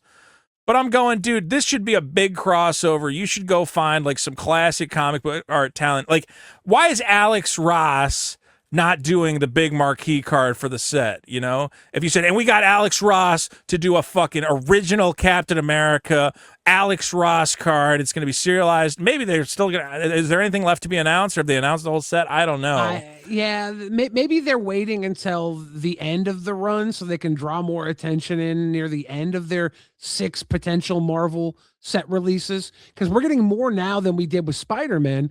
And if they want to keep us from having Marvel fatigue in Magic cards, they'll probably start doing stuff like that by the end of the run. They might be saving it until people are losing interest. Well, part of the reason I got pissed is I look at this card and I go, okay, this is pretty good, but now I'm going, and what's his name? Fucking, how come you didn't get Mike Allred? Mike Allred would have drawn some fucking Magic cards. I don't know if you know Mike Allred, but he does a lot of the classic, let's see, Mike Allred, he did a Batman 66 is Mike Allred. And I'm just going, man, I know that, Captain America and Wolverine are names that you get excited for, but as a comic fan, I get excited for the talent. I get excited for Todd McFarlane. Dude, what is Rob Liefeld would draw you a Magic card for $1,000. He would probably do it, I think. Yeah. I think Rob Liefeld, I don't know what he exactly charges. I've asked, and again, this is Mike Allred. At one point, I asked if he would do a cover for my comic. I got his quote. It was too much for me as a private citizen. I don't know if I think it was like $2,000, like $2,500, and I said, dude, you could pay $2,500 to get him to do a couple fucking, if you want to do this like classic comic book style. Again, this does look nice, so they did find someone who did it, but maybe they'll hire them for the secret layers. Dude, I would like for the Marvel artists. It's one thing. You remember Image Comics showed up and everybody left Marvel or whatever. So ever since that happened, Marvel has been very reluctant about promoting artists because they don't want another thing where the artists get really big and then just fucking leave. Yeah. But I mean, like Peach Momoko is a current Marvel artist who did a secret layer. Have you seen the Peach Momoko secret layer? You probably have. I don't recall it, but I probably have seen it, yeah. So this is a lady. She does like some X-Men comics. She has like kind of this anime-looking fucking thing. This is a great secret layer, by the way. How come there's no fucking Peach Momoko cards, man? She does. I mean, maybe they're saving her for X-Men because she does do X-Men comics or whatever. Yeah, this is the golden age of Marvel, kind of like the original Fantastic Four. Those runs.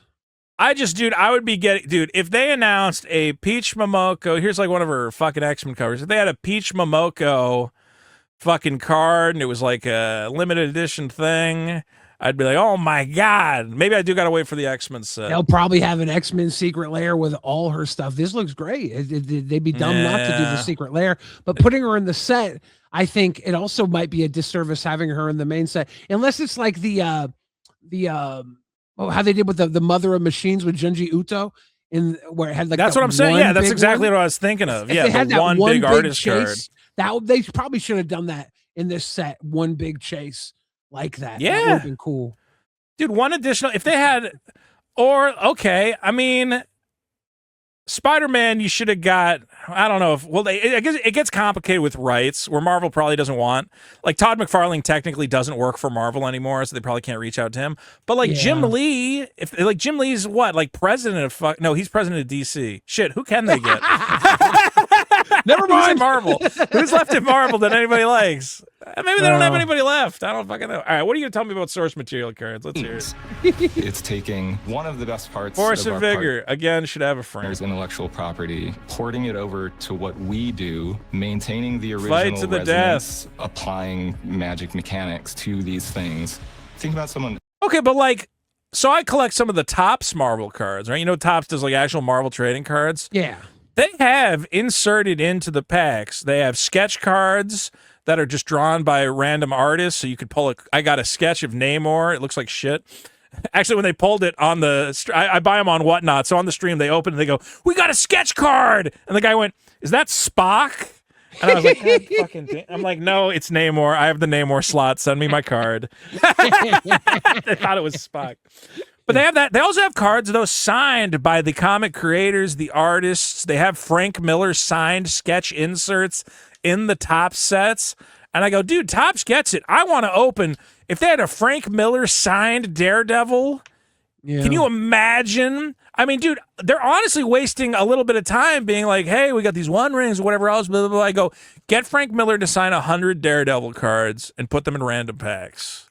It would be like a Frank Miller sign. I don't think anybody has a Frank Miller signed Magic card right now. You know, like, why would they? That would be the first time Frank Miller's ever signed a Magic card. It would be a huge fucking thing. He's an old weird man who obviously will sign shit because he does it for Topps all the fucking time. I don't know if he has like an exclusive agreement to only sign shit for them, but I don't think he does. The Ninja Turtle set had the Eastman signed super rare, but they weren't actually signed. They were the golden signature on the card. Which makes no sense. Just have him sign it. I don't understand why they couldn't have him sign it. As I've told people, Kevin Eastman's signature is worth a bag of French fries. That guy's a bum. But actually, the week after the set came out, eBay was like flooded with Kevin Eastman signed cards because he was just at some con. He's like, "Yeah, I'll sign them. I'll sign them for $1. Who gives a shit? I got no money." I was like, "Yeah, Kevin Eastman's signature's not worth the fucking paper it's printed on, man." Look, show and tell works because of the fucking background. It gets lost in the background. Yeah. All right. What else? Opening one of these cards, and you know which one pissed me off? Were you as pissed off about This Is Me?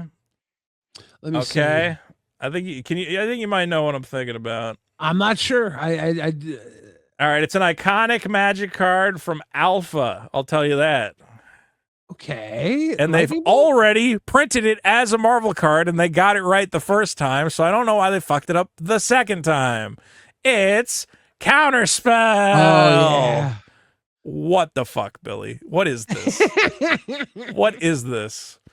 I mean... You're going to make excuses for it again. You're actually going to make excuses for it again. How? If you got... if you got the Tony Stark, it's red blue. You want a Counterspell in there? You want Tony Stark on there, right? Yeah, okay. So have him fucking repulsor blasting a wizard. That's fine. Do anything else. I mean, no, you don't get a specific Tony Stark counterspell. Tony Stark would never counter a spell, and if he did, he would have magic fucking armor to do it. He wouldn't just be punching the ground for some fucking reason.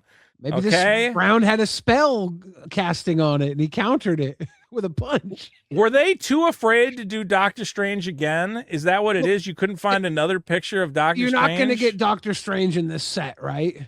Who cares if he's in this set? He doesn't have to be in this set. He can be on the source material. Does every source... Okay, I guess that's such a better so much better. Oh, my God.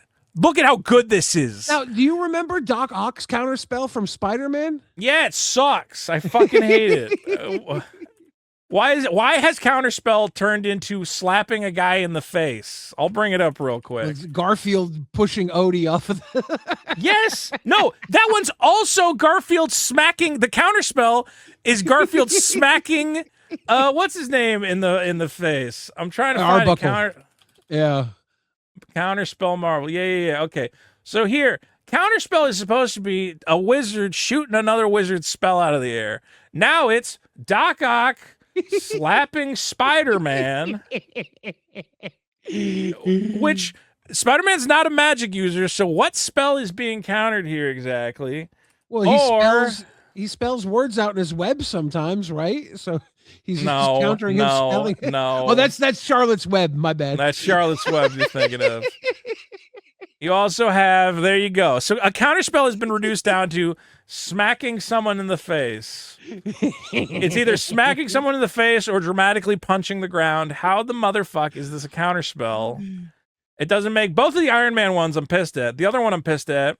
This one maybe is a little more justified, but Simulacrum Synthesizer. I guess I can justify it. He's making one construct... Yeah. It should be an assembly line making a bunch of iron. It should be a row of Iron Man suits, not one fucking Iron Man suit. But that is a little nitpicky, I'll admit. The counterspell is inexcusable. That's what I'm going to say. Oh, wait, I want to finish this thing about the source material cards real quick. Okay. And having the opportunity to see a modern Defense of the Heart.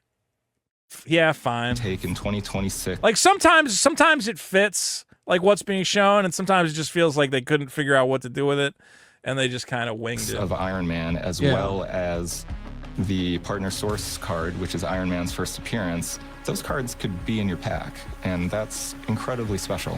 The set also leverages borderless panel treatments to add texture and pay homage to the framing devices of comics. I've completely lost my tab. So one of the things we did when we first look at sagas is we like to do what we call booster fun. I'm too mad at things, and now I'm losing the and in fact, someone pitched the idea of, what if our sagas looked like a comic book page? And it was such a slam dunk idea. We went right to the team, and they drew it up real quick. Hey, I hate these. All right. I think these look like terrible. I like them. You like them? I like the comic book sagas. I want this World War Hulk. I want this. What bothers me about him is that this background is like clearly... I think it's the exact same texture I've been reusing for the past 10 years, where it's like a texture of like scuffed metal.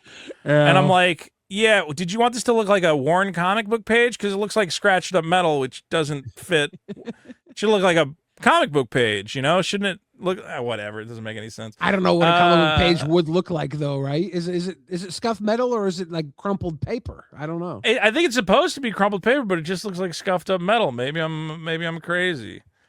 All right, here's the one I'm pissed about. So most of them, I think like 99% of some of them, they changed the name, right? Okay, so they have like Dothy Infiltrator, but they've changed it to Widow Making Infiltrator, and Black Wizard's now a Dothy Rogue. Okay, fine, who cares? Yeah. Why, Billy? Why did they rename this card?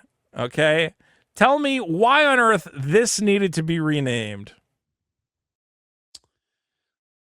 Grim Fate. Grim Fate. It's the card. Yeah. Okay. So it's the thing. He's doing that thing where he goes, "Oh my God, I've been turned into some sort of beast. I'm a beast of a," and the name of the card is Beast Within. And I go, "Oh, that fits. That's perfect. It's Beast Within. He's thinking about the bestial creature that lives inside him." No. No one's gonna get that. They're not gonna get Beast Within. We have to call it Grim Fate. Yeah, you get Grim Fates. There's no reason to rename this card Grim Fate. That's insane. Just name it Beast Within. Everybody would get it. I think Beast Within would have worked here. I think it would have worked, and I think that someone was like, "Let's call it Grim Fate," because Grim Fate, it's a pun. Ben Grimm on Ben Grimm.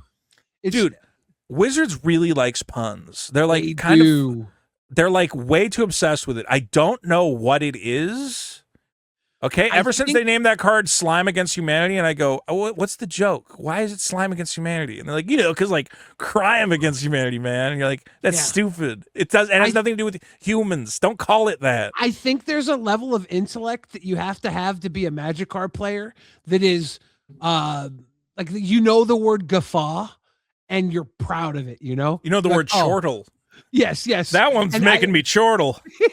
And I think that this appeals to that level of like anybody who's really smart is probably like, I'm not going to waste my time playing Magic cards with a bunch of stinky losers in a fucking shop all day. Yeah. But most of these stinky losers are just smart enough to be like, I'm gonna spend my time playing Magic with stinky losers all day. And they're the ones that love the puns. I'm pretty sure it's got to be. Here's the real problem is, tell me that this guy didn't own every copy of Mad Magazine as a child, okay? Dude. This dude was reading Mad cover to cover. Forever. Don't attack Alfred E. Newman. I want a Mad Magazine secret lair, and I would love a Mad Magazine secret lair. Hell yeah, dude. I want the back of the cards to be able to fucking bend them so that they make the dude! If they had fold-in Magic cards for the shit. And then you'd be like, "Well, I gotta fold it in." I would absolutely. I would buy one set just to fold them in. They should at least give us fold-in tokens, right? And then you can fold. You the mad thing is once you hit a certain like game progression, you fold the token. You have to fold it in, and then it becomes a better token. That'd be fuck cool, dude. That'd be cool. Do a Mad Magazine tie-in. I'll absolutely buy it. All right, we're talking about Saga. Let's get through this. I think Sagas are boring. Elements from the property we're working with and mix it with Magic, it just makes truly marvelous things. Your lands are getting the Marvel treatment as well, with a cycle of full art basic lands. Through most of Magic's history, we don't need. I got it. We are full art basics. Ooh. Who's on the beach? I like the beach island actually. Wait, where's the pizza? Where's the pizza? web? I don't understand. All right, let's evaluate these real quick. I hate the planes of them flying over the city. Captain America in the Baxter Building high-fiving a child. I can't imagine putting that. Maybe if I'm doing a Captain America deck, sure. This beach island is great, though. Who's on the beach island? I like that a lot. I can't tell. Yeah. I'm trying to see. Let me see if I if I can bring it up. I didn't look at the basic lands. Is it Ant-Man? Or is it the Wasp? The Wasp. Look, it's a bunch of little ants coming along. Cute. That's just cute. Oh my God. Yeah, wait, there's the Ant-Man helmet. So wait, I thought it was a lady. I think that's Ant-Man on the beach. I thought it was a beautiful woman. Yeah, no, he's just it's just the shading makes it look like a dress or something. A one-strap dress. It's just the shading of his naked I thought top. it was a hot chick, but it's Ant-Man. I'll take it, dude. I'm taking the fucking Ant-Man island all Ant-Man, day, baby. Hold on. Look at the fucking this card right now. He made the ants infest the beach so everybody would move to the other side of the beach so he could be alone here. I think that's what's going on. Yeah. He's going, this is my beach. This is my ant beach right now. He ran them all off with ants, that prick. Holy shit, that's a fantastic fucking island there. Yeah. Let's see some of these other basics real quick. Swamp is some Black Widow and Hawkeye, it looks like. I actually like this. This is not bad. I like that. That's a nice little that's a nice one. Imagine if the Ninja Turtle lands were sewer art with the turtles like this in the sewer art. Bro, don't even get me started, man. And I like the pizza lands, but imagine that would look cool as hell. Yeah, okay. Imagine if Undercity Sewer, they had just found a picture of like the turtles doing a cool thing instead of Leonardo being passed out in the sewer. And you go, hey, I can't wait to play my Undercity Sewer. Oh, I can't bring up the fucking image here. Source material, TMNT, Undercity Sewer. What if it was Leonardo passed out? Hey, with some fucking dirty milk and shit around him. You go, oh my God, that's my surveillance. It's Raphael, by the way. Oh, you're right. It's got the sigh. That's a good point. This is such a shitty fucking dude. You couldn't have found the turtles doing anything cool in like a cool, moody background. So you just got Raph passed out. Hold on. Is this all by one artist? Oh, they are. So there's two different cycles of these basic lands, and some of them are this like almost 1950s Art Deco looking kind of shit. Yeah. This is great. I would rather, I don't know if I just want Tony Stark hanging out with the fucking thing, but the actual look of it, this is really good art. I hope whoever this artist is, Sylvia Liu, I hope they get her back to do more stuff because these look great. It looks like She-Hulk hanging out in the park or something. What she got there? What does she got? She's got a little picnic basket? Oh, she's got a little basket of flowers. She's running around with a little basket of flowers. Oh, just nice colors. She-Hulk can and will I didn't think be able to get it. I didn't think I would like the basic lands, but I like this Ant-Man beach a lot. Yeah. It was the best way to do it for this, as the Marvel universe is hero-driven, not look. And then is this Iron Man blasting? That one actually looks cool too. But that's fight up above the city. That's not terrible. Driven. And it'll be easier to keep a bird's eye view through David Alvarez's borderless set of dual lands, where so these lands are really good. These are going to be able to pay for that colorless you have with Thanos that we were worried about. Yeah. These are going to get you that. They're going to be great. We're probably going to get the other 5 in a future Marvel set for the enemy colors. But yeah, these are awesome.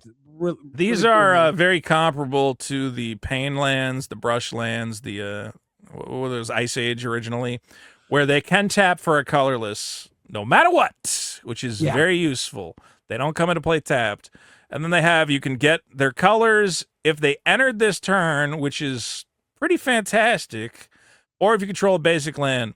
The only note I have about these is like, at what point are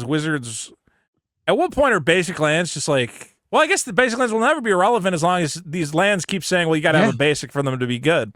Yeah, it's just interesting that you have this, you have the Verges, you have, mana bases are getting, I mean, at a certain point, are they going to run out of, what are the other ones? Is this from, the ones from Strixhaven, they say, I think they come into play tapped unless your opponents have 8 or more lands.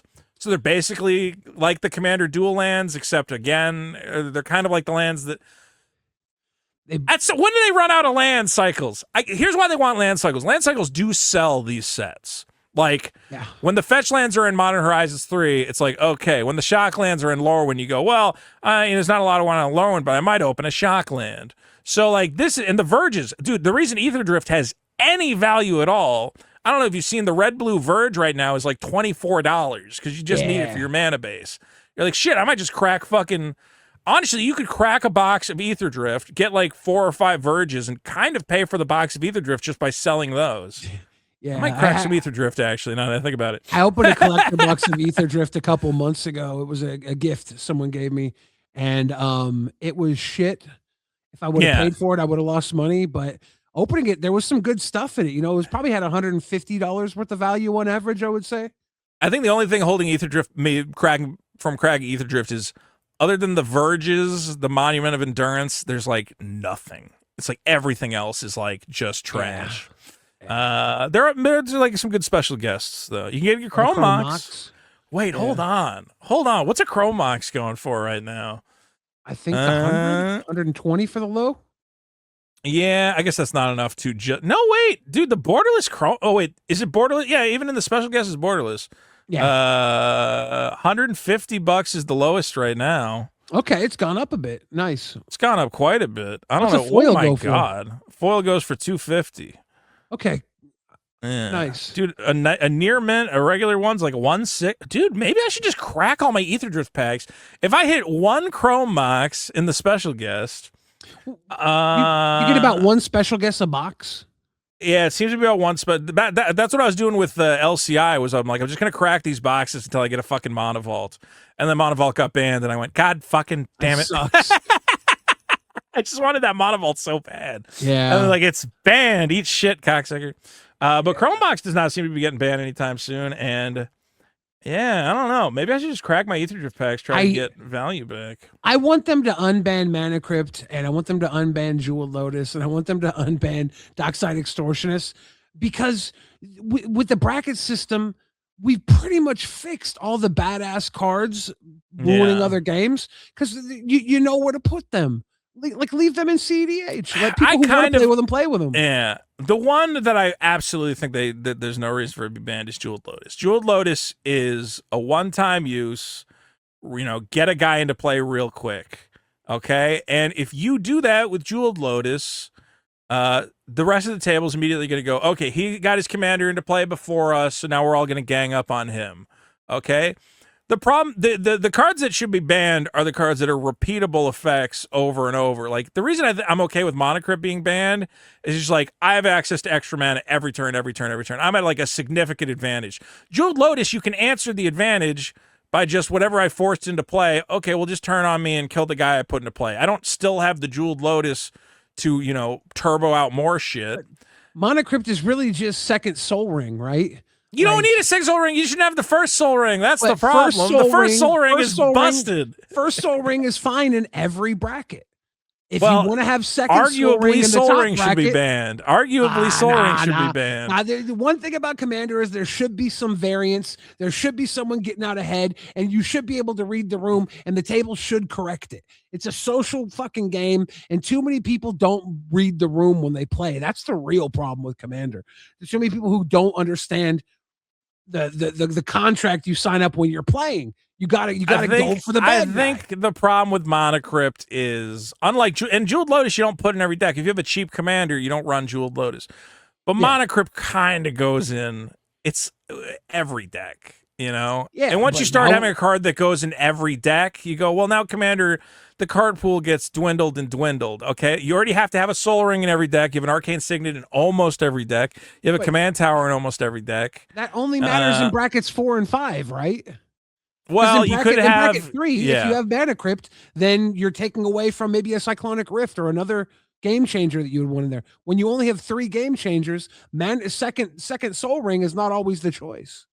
You know what? I do think that with the game changer system, you say, listen, you get 3 game changers. Do you want one of them to be Mana Crypt? Yeah, that's fine. I think CDH should also have a separate ban list, and there should be a CDH committee that figures that out. And I don't know, it just seems like the most simple thing in the world. There's so many cards if that CDH are people want to play with Dockside, I have no problem with it. I think bracket 4 is so full of psycho mode crazy shit. Let them have the Mana Crypt, let them have the Jeweled Lotus, let them have the Dockside Extortionist. Let them have this shit and then go crazy. And then let people who want to play a Dockside in their Goblin deck or whatever choose if they want that or if they want the one ring. If they only have the slot for 3, you should be able to choose this crazy shit, because there's a lot of crazy shit that's legal. I mean, I'd be happy. I'm sitting on a shit ton of Jeweled Lotuses, and I got fancy. Dude, I have the extended art foil from the original Commander Legends. I have the textured foil from Commander Masters. I have all the premium Jeweled Lotuses, and I can't fucking do anything with them. So I think of any card. I want them to unban that card, and then hopefully other unbannings will ensue. Now training compound. We can finish this video. When heroes and villains clash, they tend to make a scene. Scattered across packs, you'll find scene cards like this HULKS scene from to make a scene. I gotta say, this guy's got great fucking hair. Jesus Christ. Look at that. Oh my God. Who did this guy's fucking hair? Because he's looking. Is he about to play Vault Boy and then the I don't know, man, but he's got that coif. He's got that coif going. Yeah. Oh man. I wish I had that hair. Scattered across packs, you'll find scene cards like this HULKS scene from Adi Granov that assemble in sets of 4 or 6 or even 18 cards. Oh yeah, they have an 18 scene whatever. Which, you know what, is smart, because you know what that is? That's 2 binder pages, baby. Left to right. That'll be fun. And I don't think they're selling that. I think you have to collect it, which I find, I don't know, I could be wrong, but that's cool. The Cosmic Cube is at stake in Johann Grenier's massive battle, and characters from all across Marvel's history have turned up to fight for it. Yay! It's a really delicate balance because the scene is trying to do a lot of things. It's trying to tell a big picture story, but they also need to tell an individual story. You want somebody that... I will admit, this has got to be a pain in the ass to draw. I mean, I assume you have to lay the cards out first and then kind of sketch out where you want everyone to be. Well, I think you do the main big thing and then add in the focus points in the quadrants, right? Well, you're overlaying a template because each card you got to be like, okay, Iron Man's gonna be here, and then I don't know. Yeah. It is a pain in the ass it's a whoever did this. Let's see, Johann, whatever, some person. Oh, don't sell me on that. I used to fucking do Where's Waldo as a kid. Okay, Where's Waldo is art. That's true art. You ever look at a Where's Waldo? That shit is amazing. Hey, remember I showed you those creepy Garfield videos? Yeah. Dude, you have to watch that guy's creepy Waldo series. It's like fucking high art. Oh no. I got to show you real quick. This guy does these videos, and it's Where's Waldo, but Where's Waldo is like a serial murderer, and you have to track him across time and space. And then, he kills your wife, but then there's another Waldo, and he goes, there's actually 3 Waldos. That's the bad Waldo. Oh, shit. This is one of my favorite. This dude is a fucking genius. So first you got to find Waldo. You got this. Well, where is he? Oh, there he is. He's right next to the lamppost. I found him. Nice.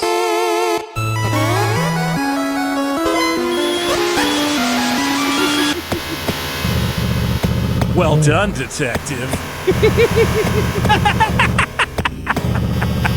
But can you catch me before I kill again? See how Waldo can fucking transport through time and shit. He can appear. Dude, you gotta watch this fucking shit. I'm scared. He goes, I'm having nightmares. Dude, he's like, detective, answer my question. Where am I right now? And he goes, I don't know. And he's like, I'm at your house. And then cuts to fucking grainy cam of Waldo about to kill your wife and shit. And I'm like, this is the most genius fucking thing I've ever seen in my life. All right, there's a scene thing. I got it. Commander Dex of universes. All right, we went from the best hair to come on. Ethan, I'm sorry, buddy. That's so. How are you going to lead in with this motherfucker? And then you go, and now we're going to go to Colonel No Hair right here to tell us about Commander. Right. All right, Ethan, what do we got? On Commander Dex, we're always very conscious of the... See, this guy's this is a game designer. I hate to tell you. When this guy shows up and he goes, I designed the Avengers Commander Dex. I go, they're going to be fucking incredible. This guy's... I can't fucking wait. Holy shit. They're going to be an intricate design of fucking autistic glory. Tell me, Ethan. Beyond Commander Dex, we're always very conscious of the experience of playing all 4 of those Doom, decks Fantastic Four, Wakanda, and Avengers. For the Fantastic Four, it was amazing how well their personalities and power sets mapped to specific magic colors. Put this guy in charge of the company. Richards is the thinker. He's a scientist. He's super logical. All right, well, I don't think they've spoiled the decks yet, which is annoying. Yeah, they're coming out next week. They usually do the Commander stuff a week before pre-release so that the standard builders can start thinking about the set. What they want to do. And usually there's a big tournament right around the time of the release, right? They give a week of the set being spoiled and then do the Commander during that week. Next episode, hopefully the Commander decks will be spoiled. We can talk about them next episode. Yeah. In an ideal world, we're gonna, what I want to do is I get a Commander deck, you get a Commander deck, maybe we get Boogie, who's impossible to schedule, and one other guy, and we play all the Marvel Commander decks together. Have you ever done Spell Table? I finally used it. Yeah, I finally figured out my way around Spell Table.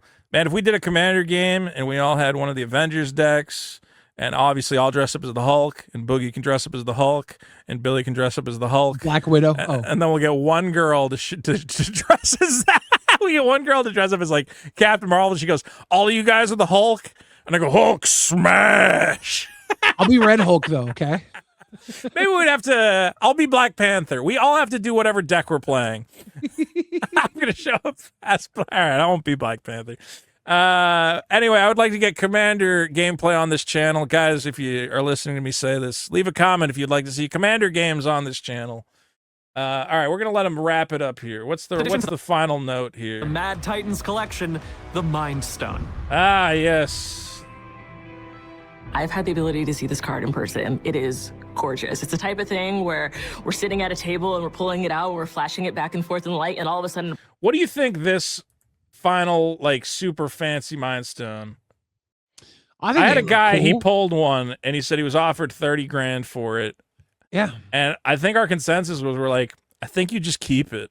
I think you hold on to it until every single stone is out, and then there's going to be some rich guy who goes, I want the set, you know? They say there's 150 of these Mind Stones, I believe. In each set. Stone, probably. So there's probably 150 of the Soul Stone too, you know? Right. Fuck. I kind of just want to crack. Man, doesn't that make you just want to crack a million? Oh wait, you already did that. I want to crack a million Spider-Man boxes. I'm not gonna get it though. I opened so many Spider-Man boxes, and they. I hope they go back up in value. I think you might do okay. I think the source material cards. I'm hoping Marvel again. I did just buy more Opposition Agents. I bought another like Spider-Man Ponder.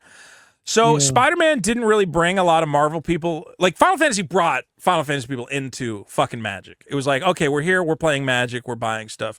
Spider-Man was a dog shit set, but I still have guys when I stream on Whatnot. I have guys who show up and they go, oh, I heard there's Spider-Man cards. Could I buy a couple of the packs? Like, Marvel people are still interested in these. Yeah. You know, I had a guy, and he goes, do you have, like, is there, like, a Spider-Ham card? I'm like, yeah, I pulled one out. I sold it to him for, like, $2 or something. He was, like, super happy. And I'm like, okay, so they're, like, there is an audience for this. They just didn't nail it. So I guess that's kind of the ultimate question is, like, could this possibly get an influx the way... It's not going to be as big as Final Fantasy. I don't think. Final Fantasy is like, those are some diehard fans who want to buy some shit. Marvel fans are the same way, but the way I compare it is Final Fantasy fans have a limited number of shit they can buy. Yeah. Marvel, I can go to fucking Walmart and I can buy a fucking Captain America bath towel and a fucking place set and whatever else. Yeah. So I think that's one problem. But I do think it's going to bring more people in. Yeah, go ahead. With Spider-Man, with now the superhero set, and then there's 4 more. This is 6 different sets over the course of probably 4 or 5 years where people are going to be like, oh, this Marvel Magic card set is here, and they'll get into it. So as a certain amount of people come out for this set or the Spider-Man set or the next few sets, overall, they're going to bring in a lot of people over the course of 4 or 5 years, and these Spider-Man cards will hold some value and gain some value because the people that came in 3 or 4 Marvel sets down the line, like, oh, I got to go back. I got to get this Opposition Agent. I need the Venom. I need the Venom Opposition Agent. I need the Spider-Man Reanimate. And that's where the value is going to start to accrue. I do think it's a long-term hold on the Marvel stuff. Again, I mean, I keep bringing it up. Like, I'm buying the Opposition Agents. They're $40 for that card. It's just absurd to me. The Wedding Rings, $10. The one thing that you know does drive me nuts though is like, dude, like Marvel. There are Marvel trading cards.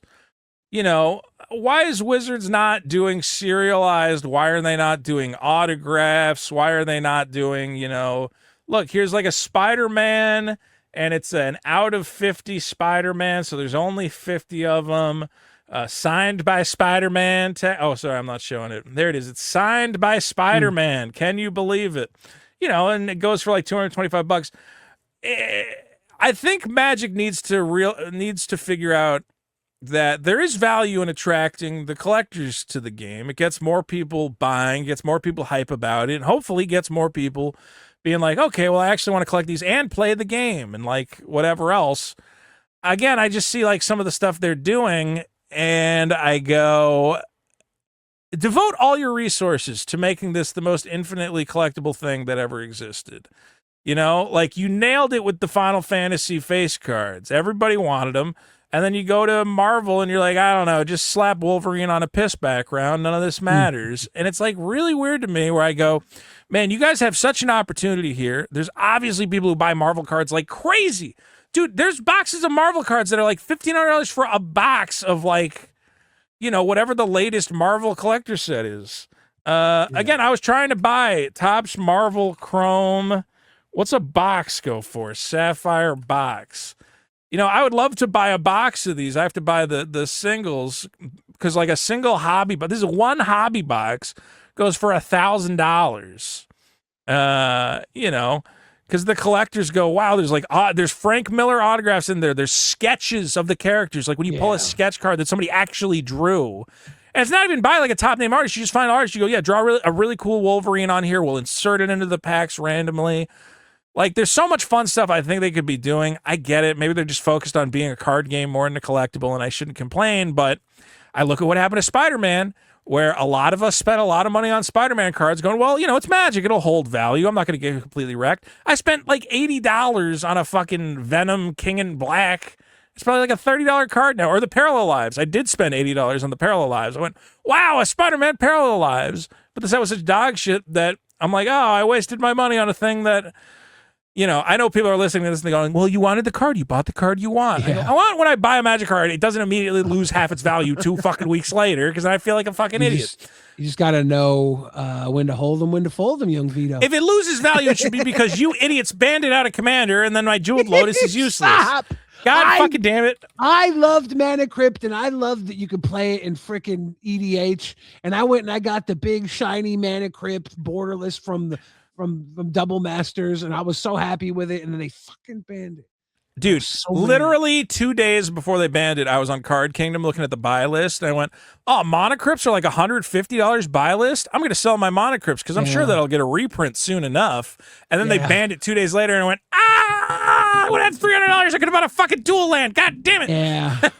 I did sell a couple of my regular Monocrypts before they banned it, so I was lucky. Well, now, dude, I got to schedule those ban list reminders, man. I got to be like on top of that because I always get wrecked. Unban Mana Crypt, unban Dockside Extortionist, unban Dockside's not getting unbanned. Dockside is ridiculous. Dockside is actually the most reasonable unbanning because it gives seat number 4 the best advantage because everybody else plays. You know what? That's a good. That's a good point. That's a good point. That's awesome. I think that sort of variance, anything that gives seat 4 a boost. There should be more stuff to boost seat 4. Yeah. That's a very good point. I'm glad you made that point. All right, can I finish this video? Do I even have this video up anymore? I think it's on the screen. It's on the screen. What did I do? How do I keep losing tab? There it is. All right, what else? The Mind Stone. I'm not going to get into one. Your hands. Marvel Superheroes will be available on June 26th, so stay tuned for more previews across the coming weeks. And be sure to join us at your local game store for pre-release to be among the first. I forgot to go to Gay Commander Night. I didn't get my Gay Lotus, and I'm sad. Oh, no. I saw it afterwards. They're like, we got limited supplies Friday. Come play in Pride Night Commander Fest. I'm like, could have had that Gay Lotus. Oh, well. To harness the power of Earth's mightiest heroes. Wahoo! Marvel! I like it. I'm excited. He likes it, Mikey. He likes it. I like it. I'm excited. I like it. So if you didn't get your Gay Lotus, Vito, can you buy it on the aftermarket? Is it? Let me see what a Gay Lotus is going for. Like 20 bucks. I mean, the worst part is though, it was like a gilded Lotus. Yeah, it's not even expensive. It's like $15. I'll buy it. Also, it's one of those things that they sent like a billion of them out to stores, and probably most stores did not even end up running the event or forgot to. So I will buy here. Wait, why is it not? Oh yeah, I gotta press this. Here's the Gay Lotus. It's $15. I'll buy a Gay Lotus. It's lightly played foil. Slightly played. I actually did get another pickup. Look, final thoughts on Marvel is we said too much already, so just go back, watch the video again. That's it. I mean, what else is there to say? We'll see. Next week we'll talk about more spoilers. Hopefully the Commander Deck spoilers will be out. I'm cautiously optimistic that it's going to be a fun set. And the only thing I'm upset about is I don't want to pay $450 for a fucking collector box, but I guess I win one on Arena Direct. Oh my God. Did you see what Arena Direct, I fucked up so bad by going to MagicCon. Oh, really? So remember when I was at MagicCon, they're like, we're doing the Secrets of Strixhaven collector boxes of the prize. And I'm like, I should have just stayed home. I could have won Strixhaven collector boxes. Like, well, whatever. I had fun at MagicCon. Did you see what they're doing with the prizes? What they announced? They sent out Wildsville Drain for everybody. They're sending out Wildsville Drain collector boxes. $1,000 boxes. I would have been rich. Fuck. Yeah. Oh my God. They said the first box you win is a Secrets of Strixhaven box. Any beyond every second and third box is Wilds of Eldraine, which I believe is currently like $1,000. It is, yeah. Collector box. Dude. Every Arena Direct, every second and third Arena Direct I would have got $1,000. Fuck. God damn it. That's fucking. I actually had a guy. I have one source I have for getting boxes. I have a guy who just likes to play on Arena Direct. He's local. And he sent me a text and he's like, hey, you going to want to buy some of these Wilds of Eldraine collector boxes? And I said, bro, I don't know if I can fucking afford them. I don't know if I can pay $980. I actually have to hope. I don't know how Wild Wizards still had these in stock. Right. I'm hoping that if they flood the market, if they get down to like $800 a box again, okay, maybe I will buy one or two and just stick it in a closet or something. That's probable, right? Don't they always go down when Arena Direct floods? Yeah, when an Arena Direct happens, there's a little bit of a flood, so we might see a little bit of a market drop. Have you gotten boxes from Arena Direct? Yeah, I have a couple times. Do they come through Secret Lair? Yeah, that same scale. I think it's that same scale fast shipping, whatever they have. Yeah. Yeah, I've gotten the boxes from them. I won like Bloomborough, Outlaws at Thunder Junction. I did good. TMNT, I won, 2 collector boxes, so that was great. Nice. I got some play boxes coming, so I'm wondering how it's going to ship. It'll be a nice box. The other thing I was going to say, so yeah, Marvel, we're cautiously excited. I don't know, Billy, you have any other final thoughts on that? You don't have to. I think, Vito, Marvel's finally met its grim fate. So, I know I complain about some nitpicky shit, but dude, Wolverine swimming in piss looks bad. It doesn't look good. Like, their art director, I don't know if he's like colorblind or something. Like, can you get another guy in there and just go, hey, let's move the logo down and not have Wolverine swimming around in pee-pee? I think the players would be a lot happier. I did want to do our famous segment real quick. I think people like this, where we talk about our pickups, because I get a lot of people and they go, hey, I did go pick up an opposition agent because you mentioned what you're picking up. So I got a couple things. Last week, remember, I think it was last week, I mentioned I got a bunch of signed cards, or was it 2 weeks ago? Yeah. And I said, man, that was really cool. And then that same guy, I went back to him like, do you got more of those? He's like, yeah. I go, let me get another like 100. He sells them in like $50 increments. I'm like, give me another $100 worth of signed cards. So I got, what do I got? Like an Icy Manipulator. That's just cool. Nice. From Ice Age. What else we got? Tell me if any of these are good. Yavimaya, not. I mean, a lot of weird old. Hey, nice revised Grey Ogre. Can't argue with that. Goblin Warrens. Oh, that's a solid one from Fallen Empires. Yeah. Okay. And then I think this guy's a really nice guy. I should get his name. I should send him a little bit of business here. Real quick. The guy who does this, he's on Twitter. His name is Jeremy. That's not helpful. At Missouri MTG. Okay. I'll bring him up on the screen right now because I got to be real. This guy's done right by me. He also says, look, he has a complete set of every Magic the Gathering card. He printed this. He said this in 2023. I think he bought a guy's collection. Look at these binders. Yeah, I've seen this collection before. That's pretty cool. Right now, he's doing $500 blind bags of collector boxes. And I did see this picture and I went, okay, dude, you're kind of seeding the picture to go, right? $7,500, you might get a collector box. I'm like, well, you put the Final Fantasy, the Bloomborough right in the front. You're kind of wetting people's whistle that way. How does he do it, right? How does he blind box it? Well, he says he does it by Well, he says he does it by value. So I said, you know what? You did right by me. So I sent him $500. And he sent me a box. It was a Brothers War collector box, which right now is like a $560 box. And I said, I'm totally cool with that. I actually wanted a Brothers War box because I don't have a sealed one. So if you're looking for a random collector box, he says he'll get you to your value. And I'm like, you know what? He actually said to me, and if you really feel like I fucked you, like I'll give you a refund. So I'm like, okay. Why would he cool put guy. the Final Fantasy boxes in the front? Because they're not going out. I guess he's saying, well, he says a $500 blind bag of boxes. I think if you give him $1,000, he'll get you to $1,000 of value, you know? Okay. So I think you got to buy 2 blind bags. I don't know. I haven't actually figured it out. It is a little weird where I'm like, dude, do you want to just like tell me what boxes you got and I'll buy them from you? And he's like, it's random. It's crazy. Here's why I'm not mad about it, though, is, again, I gave him $100 for another stack of sealed stuff. The last stack of signed stuff had a Lotus pedal, was it a Greater Good? A Lotus pedal. It had a Windfall. It had a couple good ones. Yeah. Check this out.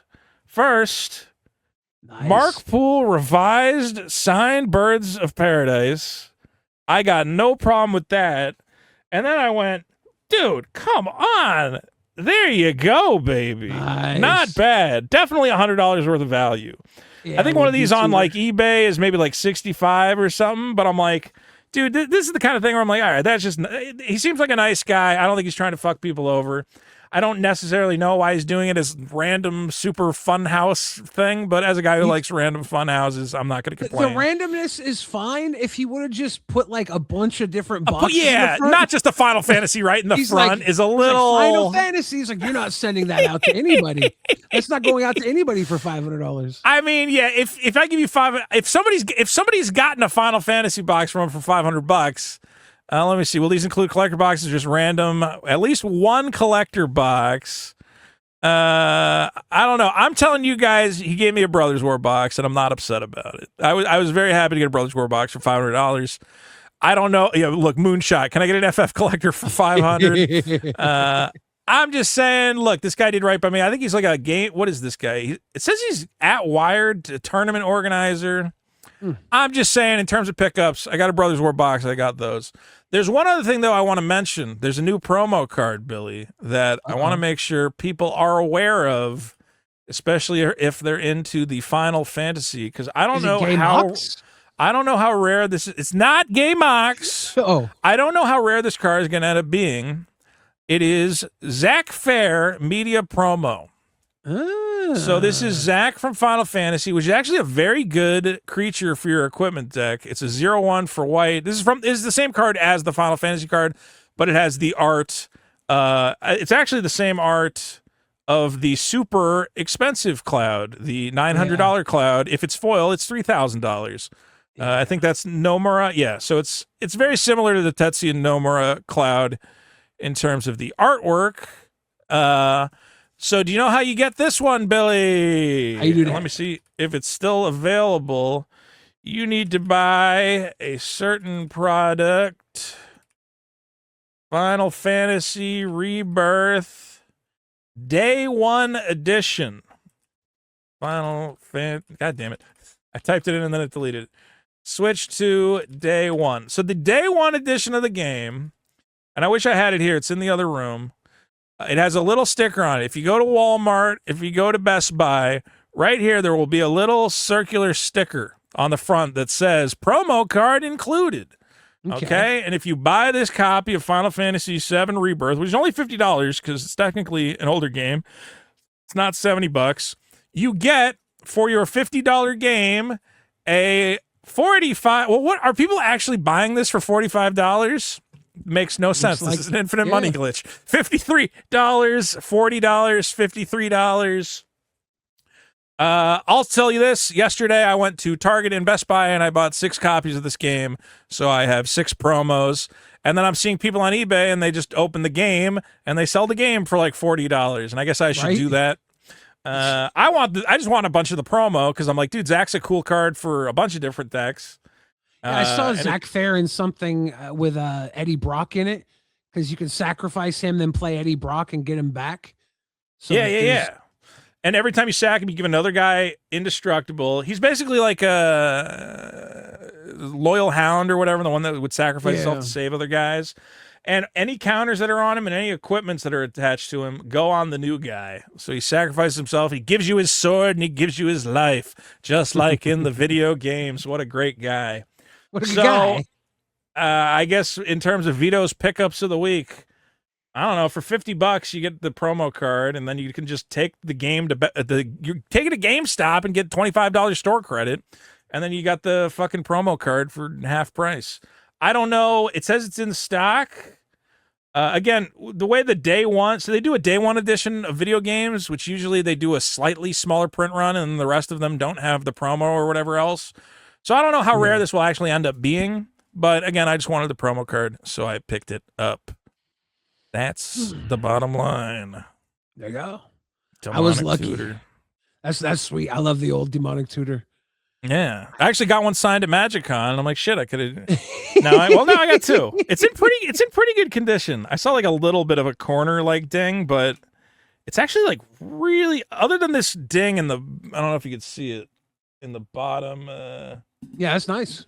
Good, dude. It's really crisp. The Birds of Paradise is crisp too, so better conditions than the ones I got signed. That's for sure. Billy, did you pick up anything this week?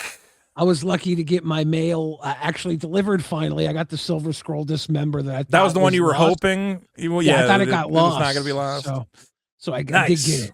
Well, lucky Has boy. that card gone up or down, or it's kind of staying the same? I still bought it think for that... like 30, and it went up when I checked on it. It was up like $10. Oh, dude, it's up to like 40. Dude, hold on. The cheapest one's like $50. Like I should have bought more. Yeah, I should have bought more, dude. That card was undervalued, and I still think is undervalued. I think the Silver Scrolls, like, if I see a decently priced Silver Scroll foil, I pretty much just go, yeah, get it. It's one of those things where I think people take, when all the supply's there, everybody goes, oh, I'll have time to get it later. And then once the supply runs out, everyone goes, oh, God, why did I not buy one? I'm having that experience right now with the Chocobo track foils, where I just went, oh, I'll be fine. There'll be plenty of these. Tifa was like $80. Yeah. She's now at 200. Last night I made a deal with a guy. I bought Tifa and Eris for a combined total of 250, and I said, okay, I got all the waifus. I don't want to think about it. I don't think I'm going to be able to get Cloud, because the Cloud Chocobo track is like pushing 300 or something. Damn.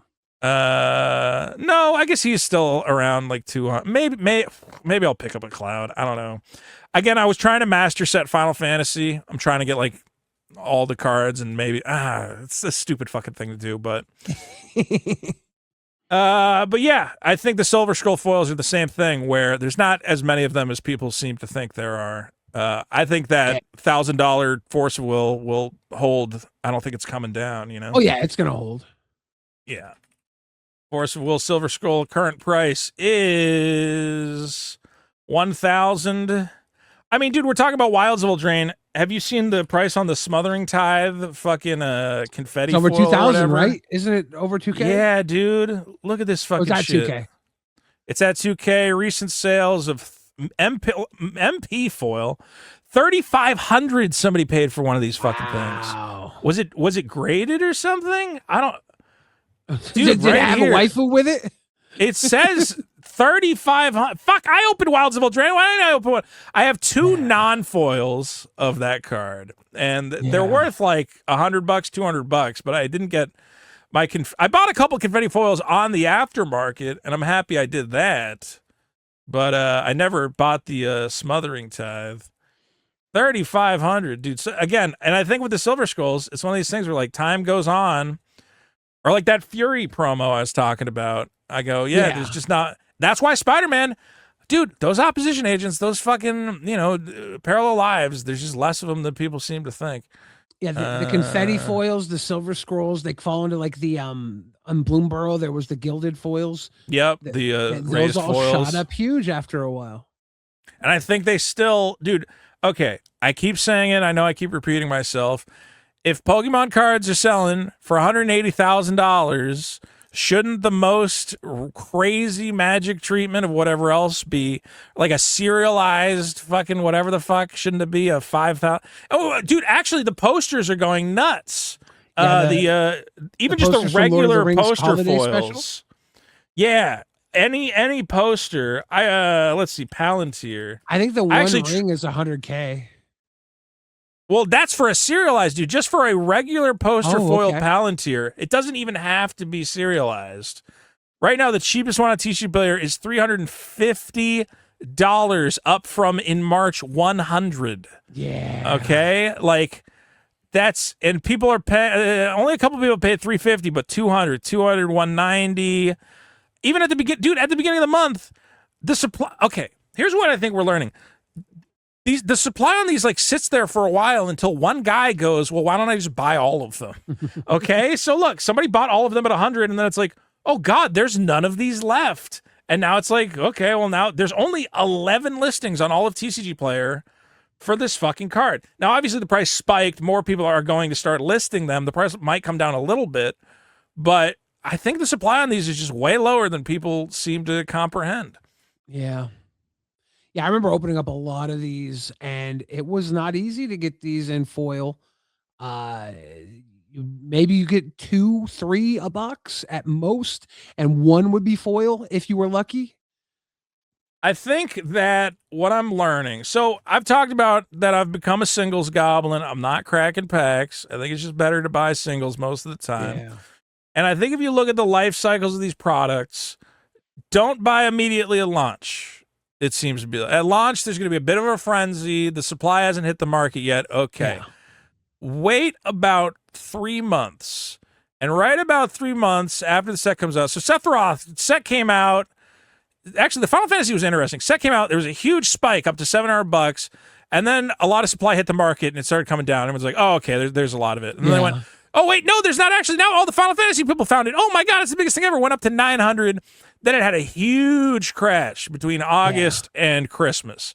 Actually, Final Fantasy collector boxes, I remember around Christmas got down to $900. So they shot up to like over 1,000. And then around Christmas, everyone said, maybe we got ahead of ourselves. That's like a $900 box. Okay. Now we're seeing, again, we're in speculative frenzy realm. We went down to like $500 for Sephiroth. He's now spiked up to the cheapest one right now on TCG Player is at 800. That's good. So again, to see. It's good for me, dude, who's sitting on a bunch of I'm still sitting on a bunch. I think I have a sealed inner case of like 6 boxes that I'm just, that's my retirement fund, baby. I'm keeping that. That's not going anywhere. But right now with like stuff like Silver Scroll foils, you know, it seems like is now the time to get it? Do you wait like another month or 2? I don't know. Well, they've already actually crawled up a little bit from release. That's what's interesting. That first dip, because we saw that first dip in Final Fantasy where they dropped and then it went up. So they're probably in a month or 2. They probably will drop down again, but then at the course of a year, they're gonna creep back up. I think that you do wait for this one's not a good one to look at because it got unbanned. Or the other card got unbanned. I think you wait for the second drop and then you buy your singles. So set comes out, price goes catastrophic. It's the new thing. Everybody wants it. Then supply hits the market, it drops. Then you're going to have a little bitty bump, which I think you're seeing with your Dismember going up to like whatever. I think, but you get into a lull when people forget about the set. The new thing's out. Marvel's out. The Hobbit's out. I think when the Hobbit comes out, that's the time to buy whatever Strixhaven shit you want. Because that's where everybody's money is now concentrated on the new hot thing. Yeah. And Strixhaven's going to be sitting there, and people are going to go, I already got some Strixhaven. I'll get some. Whatever. That'll be the time when Hobbit hits. I'm going to go in, whatever Silver Scrolls I feel I want. It's actually funny. I did a alphabet. They do these breaks where you get a letter. So you get all cards of that letter. So you obviously want S because it's like Spider-Man, Sephiroth, whatever else. I got W. And I'm like, God, fucking W. What the fuck W cards are there? I didn't even watch the break. And then I went and I checked my mail and I had a Silver Scroll Winds of Abandon. And I went, all right, let's go W. Let's hear it for the W's. I love Winds of Abandon too. That's a great card. It's a great, dude, the art on it. This art is sick too. I got to put all my Silver Scrolls in like a binder or something. But I'd say when the Hobbit hits, everybody's focusing all their money on Hobbit. They're all buying it up like crazy. I'm going to be buying some Strixhaven singles. That's my thought. Let's go. Billy, did you have any other pickups? I remember you were showing me. You were showing me a little something. What do you got? I showed you my Ninja Turtle deck box. Buddy got it for me off Etsy and gave it to me. Dude, that's badass. Yeah, it's 3D printed off Etsy. He bought one that when you open it, it plays the Ninja Turtle song.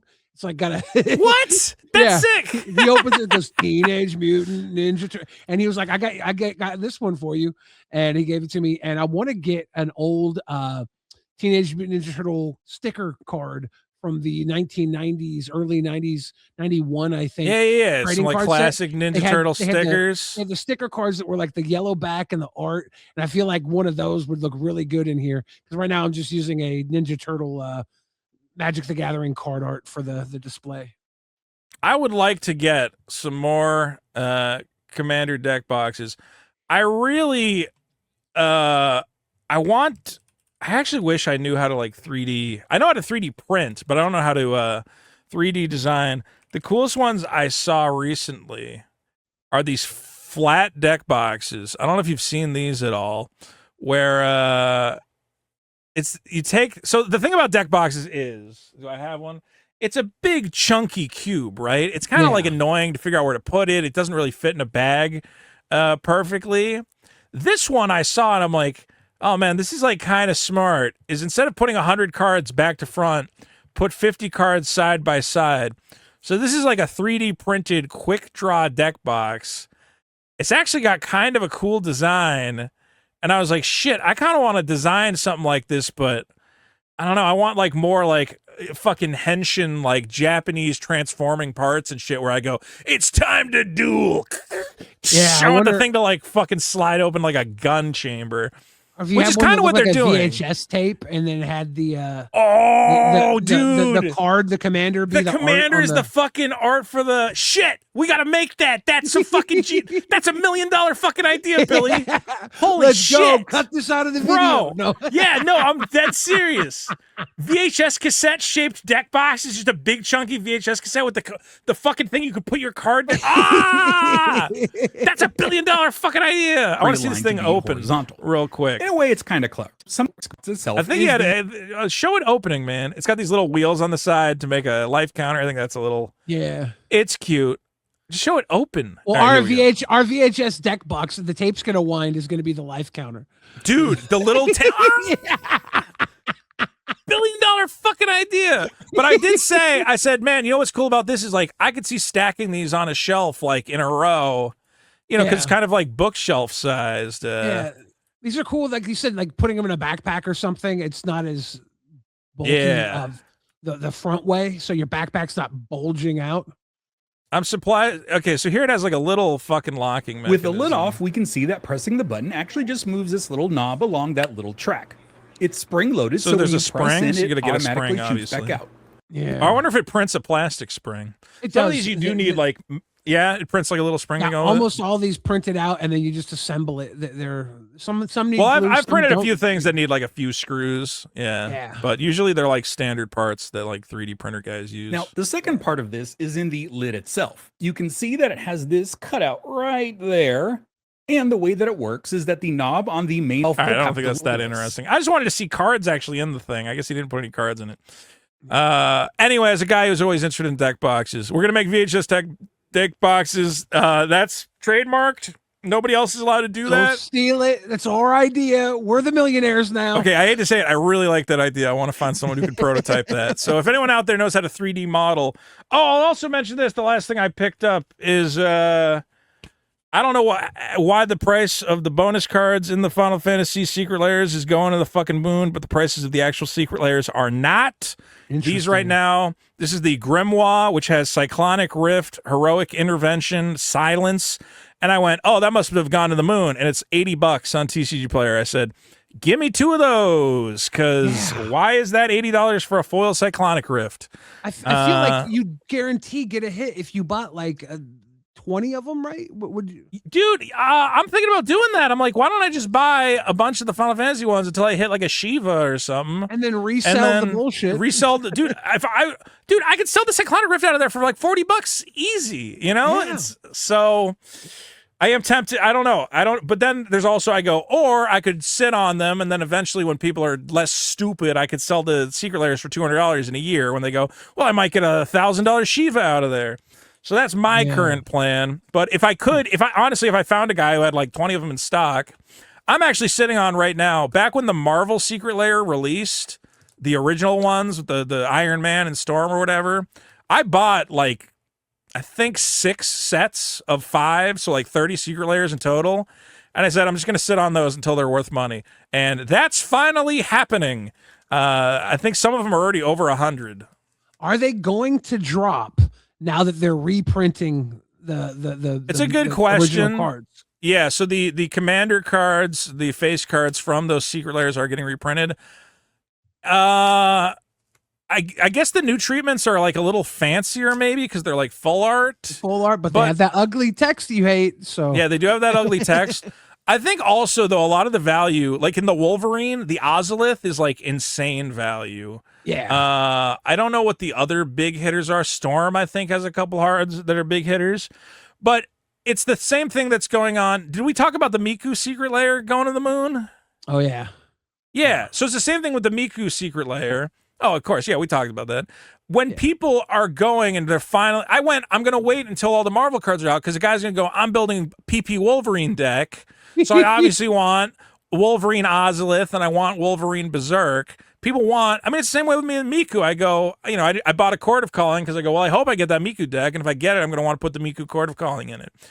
People like when all the things fit together. I wonder if there's a sweet spot to sell these where the Court of Calling or whatever, or the Bacta tank or whatever the fuck Wolverine, Weapon X Ozolith is up and the Wolverine card itself hasn't dropped from the reprint yet. Is there going to be a window to move these fucking things? Well, that's where I was at with Miku. Is I go, well, because right now the Miku secret layer is spiked to like over $100, and I went, okay, do I sell it now? And I said, no, I think I wait for, because I think it's still kind of like fringe knowledge that Miku deck's even out there. So like there's a little bit of a speculative frenzy, but I think once people are actually buying the Miku deck and they go, oh my God, there's a Miku deck. I got to get that Miku Elspeth. I got to get that Miku Freyalise. I think that'll be the time to sell these extra secret layers I got. And I think the time to sell these will be right. Again, I don't think the new wave of Marvel players has showed up yet. I'm hoping that, again, this brings in a bunch of people who don't normally play Magic, and they go, oh, this is awesome. I want to make a Wolverine deck, dude. Wolverine's my thing. And you go, oh, you like Wolverine? Well, you got to get his Berserk. You got to get his Ozolith. And I think that's when I'll probably try to unload that stuff. We got to buy up all the green and red piss lands from either drift because people are going to want to match their piss lands with their piss Wolverine. Dude, we should do I would do a whole other set about like how we can fucking game these markets, man. I mean, what you could just look at like Wolverine and be like, all right, is Wolverine a beast? What creature type is Wolverine? I think he's a human mutant, or no, he's not human. Is he human? Mutant Berserker. Mutant Berserker hero. I don't think there's any Berserker cards though that I know of. There's no like all Berserkers do whatever. There should be. Yeah, Berserkers go way back. Isn't Casey Jones a Berserker? He might be. Let me see. Casey Jones is a human Berserker. Okay. Hold on. I thought he had like a Berserker related ability, but maybe I'm crazy. Casey Jones says draw 3 cards at the beginning of. What's his commander version though? That's what I was trying to look up. Whenever Casey Jones attacks, put a +1/+1 on target attacking creature. All right, so Berserker Tribal is not a thing. I guess it's not as good as I thought. But I don't still. know, did we pop Juju Bubble? Did that blow up yet? Dude, I had a guy listen to the show and he went, I think you guys are right about this Juju Bubble thing. I think that. He said, I think that's the spec. I think that if we don't lock in on Juju Bubble, let's see, did anybody buy a Juju Bubble? If anybody bought a Juju Bubble over the last, look, this is definitely guys who listen to the show, man. We sold 3 Juju Bubbles. We absolutely sold 3 Juju Bubbles. That's on us. That's on us. All those sales are us. I'm surprised they only sold 3. Yeah. This guy's got 6. All right, I'm buying 6 Juju Bubbles before they run out.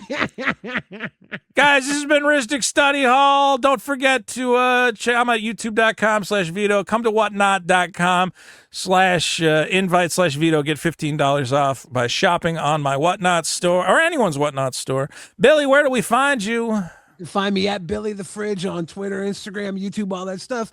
And if you don't, your bubble might burst, and that's bad juju. That's the bad juju, baby. And if anyone can 3D model a cassette tape that slides open at the top, and the little spinny things are life counters, and there's a window on the front to put your commander, send me or Billy a message. I'm not joking. I will absolutely bankroll that. I think that's $1 billion idea.